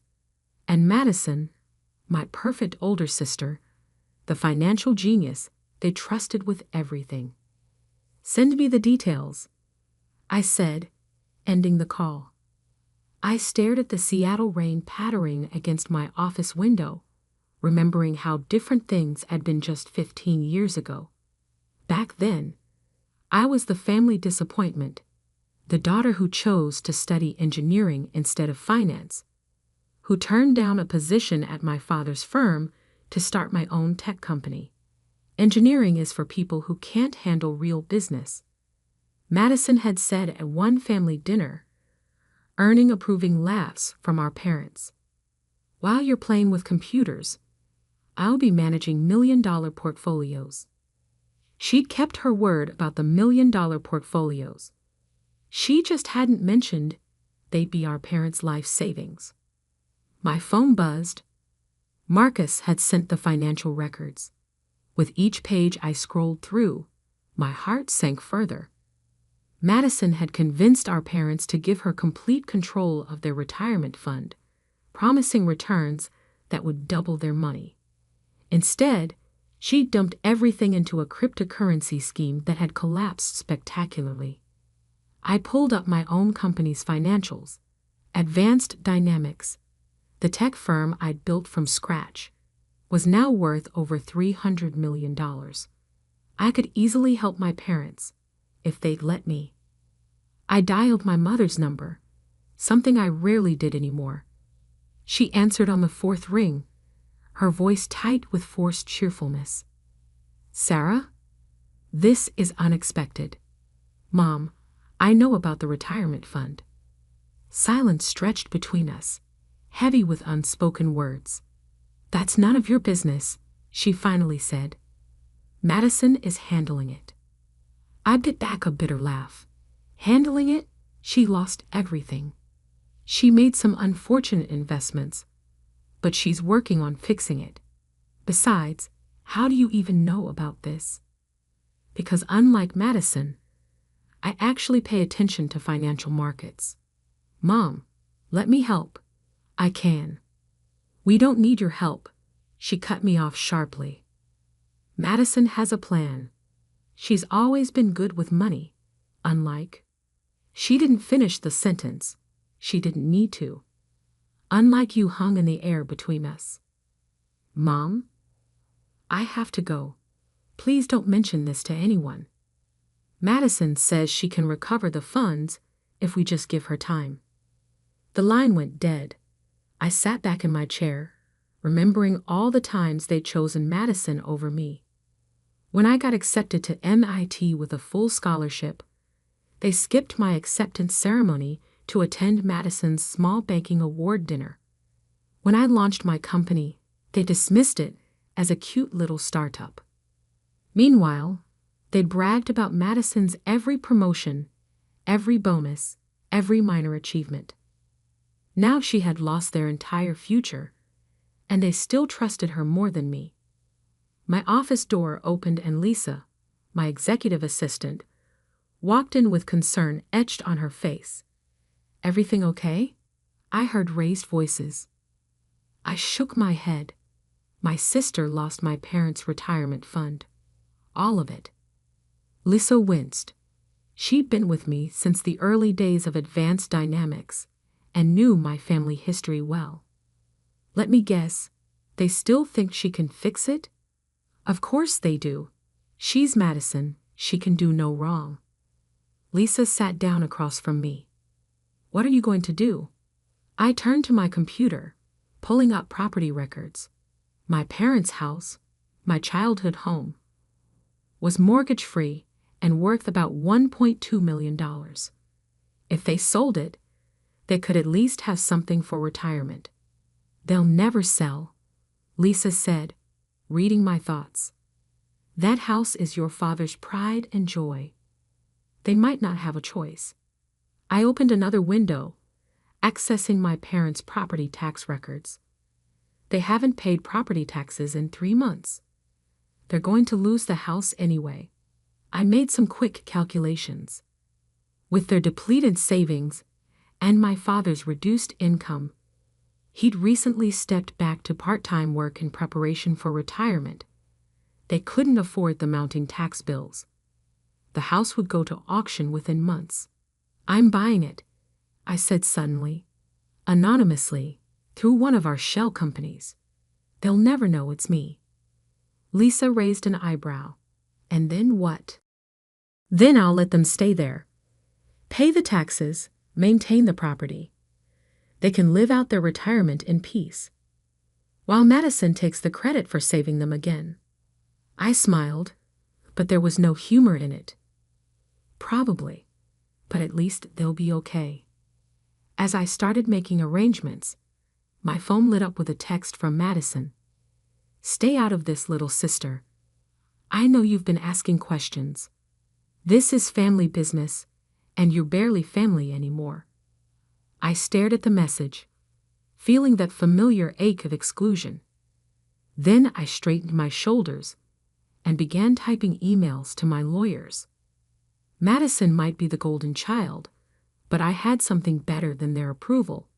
I had the means to actually help them, even if they never knew it was me. 3 months passed in a blur of legal preparations and careful maneuvering. Through discreet channels, I tracked my parents' financial spiral. Madison kept making promises, each more grandiose than the last. I found new investors, she'd tell them. Just 2 more weeks. But the weeks turned into months, and their savings remained gone. The auction notice arrived on a rainy Tuesday morning. I didn't receive it directly, of course, but my lawyer forwarded me a copy. The Morrison family residence, all 4,200 square feet of my childhood home, would be sold to the highest bidder in exactly 1 month. I was in a board meeting when my mother finally called. Sarah? Her voice wavered, nothing like her usual confident tone. Are you busy? I stepped out of the conference room, signaling to my executives to continue without me. What's wrong? A pause, then a shaky breath. The house? We're losing the house. Madison tried everything, but she broke off, and I heard muffled crying. Mom, I can help. Let me. No. She cut me off, steel returning to her voice. That's not why I'm calling. Madison says she might have a solution, but we need a small loan. Just $50,000 to tide us over until her new investment pays off. I closed my eyes, fighting back frustration. Even now, they were turning to Madison's schemes, rather than accepting my help directly. Mom, her investments aren't real. She's lying to you. How dare you? My mother's voice turned sharp. Your sister is trying to save our home while you've done nothing but criticize. If you won't help with the loan, I don't know why I bothered calling. The line went dead. I stood in the hallway, my reflection in the window showing a woman I'd barely recognized. Gone was the unsure youngest daughter they dismissed. In her place stood the CEO of a major tech company, someone who'd built something real while Madison built castles in the air. That evening, I met with James Chen, my most trusted lawyer, in my home office. Everything's set, he said, spreading papers across my desk. Horizon Ventures LLC is officially registered. No connection to you or Advanced Dynamics can be traced. Horizon Ventures was my shell company, created specifically to buy my parents' house. On paper, it was owned by a series of other shell companies, leading to a dead end in the Cayman Islands. The auction is in 4 weeks, James continued. Given the market and the distressed nature of the sale, we expect the bidding to start around $800,000. I nodded, pulling up my own research. There will be other bidders. That neighborhood is prime real estate now. We're prepared to go up to $2 million if necessary, though that's well above market value. I don't care about market value. I care about making sure they have a home. The next few weeks were tense. Madison made increasingly desperate attempts to raise money, even trying to convince our parents to take out high-interest loans from dubious lenders. I blocked those attempts through careful behind-the-scenes maneuvering, knowing they'd lead to even more financial disaster. The day before the auction, I received an unexpected visitor at my office. My father stood in the reception area, looking older and more tired than I had ever seen him. "Sarah," he said quietly, "do you have a minute?" I led into my office, noticing how his eyes widened at the view, the expensive furniture, the clear signs of success he'd never acknowledged. "Nice place," he said, settling into a chair. "You've done well for yourself. What do you need, Dad?" He flinched at my direct tone. "Madison says you've been interfering with her attempts to help us, blocking loans, scaring away investors. Why would you do that to your own family?" I stared at him, incredulous. "Those weren't investors, Dad. They were predatory lenders who would have taken what little you have left. Madison knows what she's doing. She's always been good with money. She lost your entire retirement fund." My voice rose despite my efforts to stay calm. "Every penny you saved, gone on cryptocurrency scams and fake investment schemes. When will you see her for what she is?" My father stood up, his face flushing. "I don't know why we expected you to understand. You've always been jealous of your sister's financial acumen. Well, we don't need your help or your approval. Madison will figure something out. She always does." He stormed out, leaving me alone in my office. I pressed my forehead against the cool glass of the window, watching him get into his luxury car, probably the last remnant of their comfortable life, and soon to be repossessed too. The next morning, I dressed carefully in a plain black pantsuit, nothing like my usual designer office wear. I wore minimal makeup, pulled my hair back severely, and added glasses I didn't need. The woman in the mirror looked nothing like Sarah Morrison, CEO of Advanced Dynamics. The auction was held in a small room at the county courthouse. I sat in the back, a plain manila envelope containing Horizon Ventures documentation on my lap. My parents sat in the front row, Madison beside them, whispering what looked like reassurances. She was dressed expensively as always, keeping up appearances even as everything crumbled. "Next item," the auctioneer announced, "property at 1447 Maple Grove Road. Opening bid $800,000. A few hands went up. Real estate developers mostly, judging by their sharp suits and calculating expressions. The price climbed steadily. 900,000. 950,000. 1 million. Madison kept glancing around frantically. I wondered what last-minute rescue she had promised our parents. 1.2 million, called a developer in the front. My mother's shoulders began to shake. My father put his arm around her, his face ashen. 1.5 million, I said clearly, raising my hand. The other bidders turned to look at me, this plain woman in the back row. 1.6, countered the developer. 1.8, I responded immediately. The room grew quiet. The developer frowned, consulting with his colleague. 1.9 million, he said finally. I didn't hesitate. 2 million. A murmur ran through the room. Even the auctioneer looked surprised.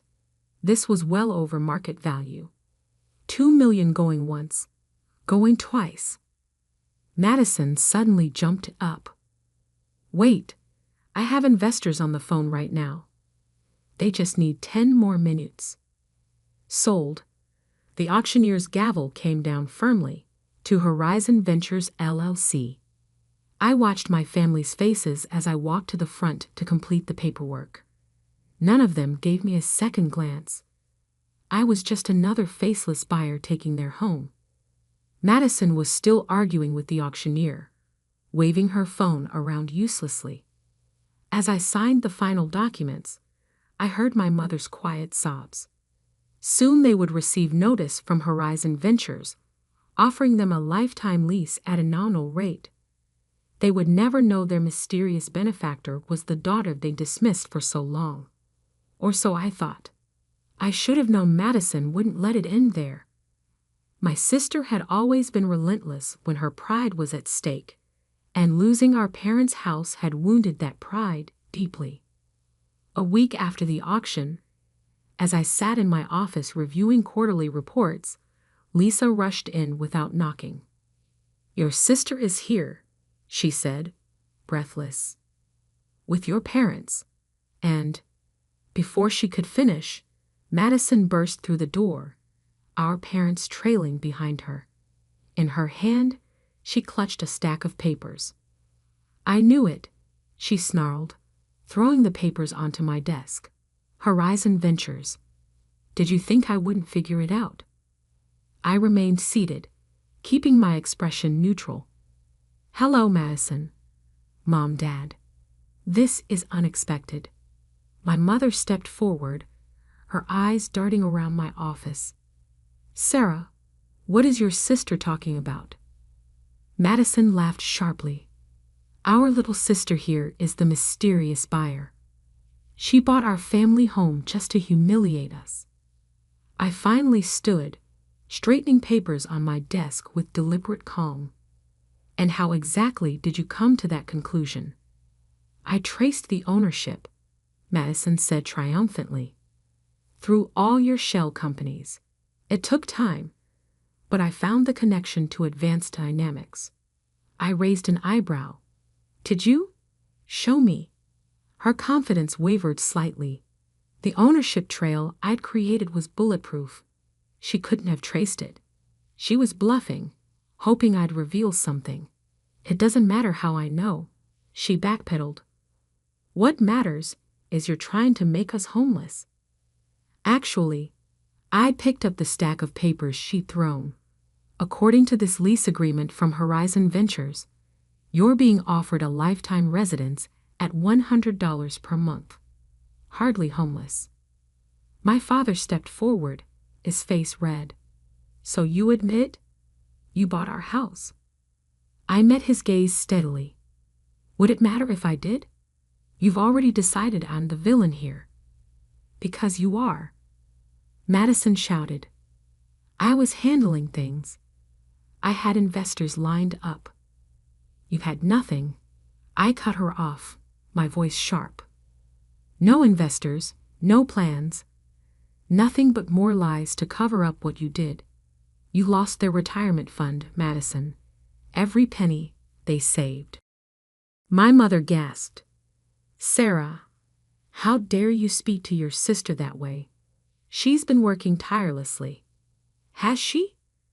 I turned to my computer, pulling up documents on my dual monitors. "Shall we look at exactly what she's been doing?" With a few keystrokes, I displayed the trail of their lost retirement fund. The transfers, the failed investments, the cryptocurrency scams. "Here's where she moved the first million into BitConnect." I pointed to the screen. "A known Ponzi scheme that collapsed 2 months later. And here's another $500,000 into a fake NFT project. The rest went to various high-yield investment programs, all scams."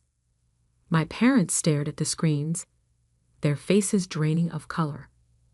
That's not," Madison stammered. "Not what? Not true?" I pulled up more documents. "Here are your emails to the scammers. Your desperate messages when things started falling apart." Should I continue? The room fell silent except for my mother's shaky breathing. "Why are you doing this?" Madison whispered, her carefully constructed facade cracking. "Because someone has to tell the truth," I said quietly. "Someone has to clean up your mess." My father found his voice. If you bought the house, why not just tell us?" I laughed, but there was no humor in it. "Would you have accepted my help? You've spent my entire life believing Madison was the financial genius while I was just playing with computers. Even after I built this company, even after everything I achieved, you still trusted her more." "That's not true," my mother protested weakly. "Really?" I turned to her. "When I called to offer help, what did you say?" "That Madison had a plan. Madison would fix everything. Madison, Madison, Madison." I stood up, walking to the window. The Seattle skyline stretched before us, a testament to what I'd built while they weren't watching. "Do you know what Advanced Dynamics is worth now? Over $300 million. I could have replaced their retirement fund 10 times over. But you never asked. You never even wondered how I was doing." Madison stepped forward, her voice taking on a wheedling tone I knew too well. "Well, we're asking now, Sarah. If you have that kind of money, surely you can." "No." The word cut through the air like a knife. "I bought the house because I couldn't bear to see our parents homeless. They'll have a place to live, with reasonable rent they can afford on Social Security. But I'm not giving you any money to gamble away, Madison." "We're family," she pleaded. "Family?"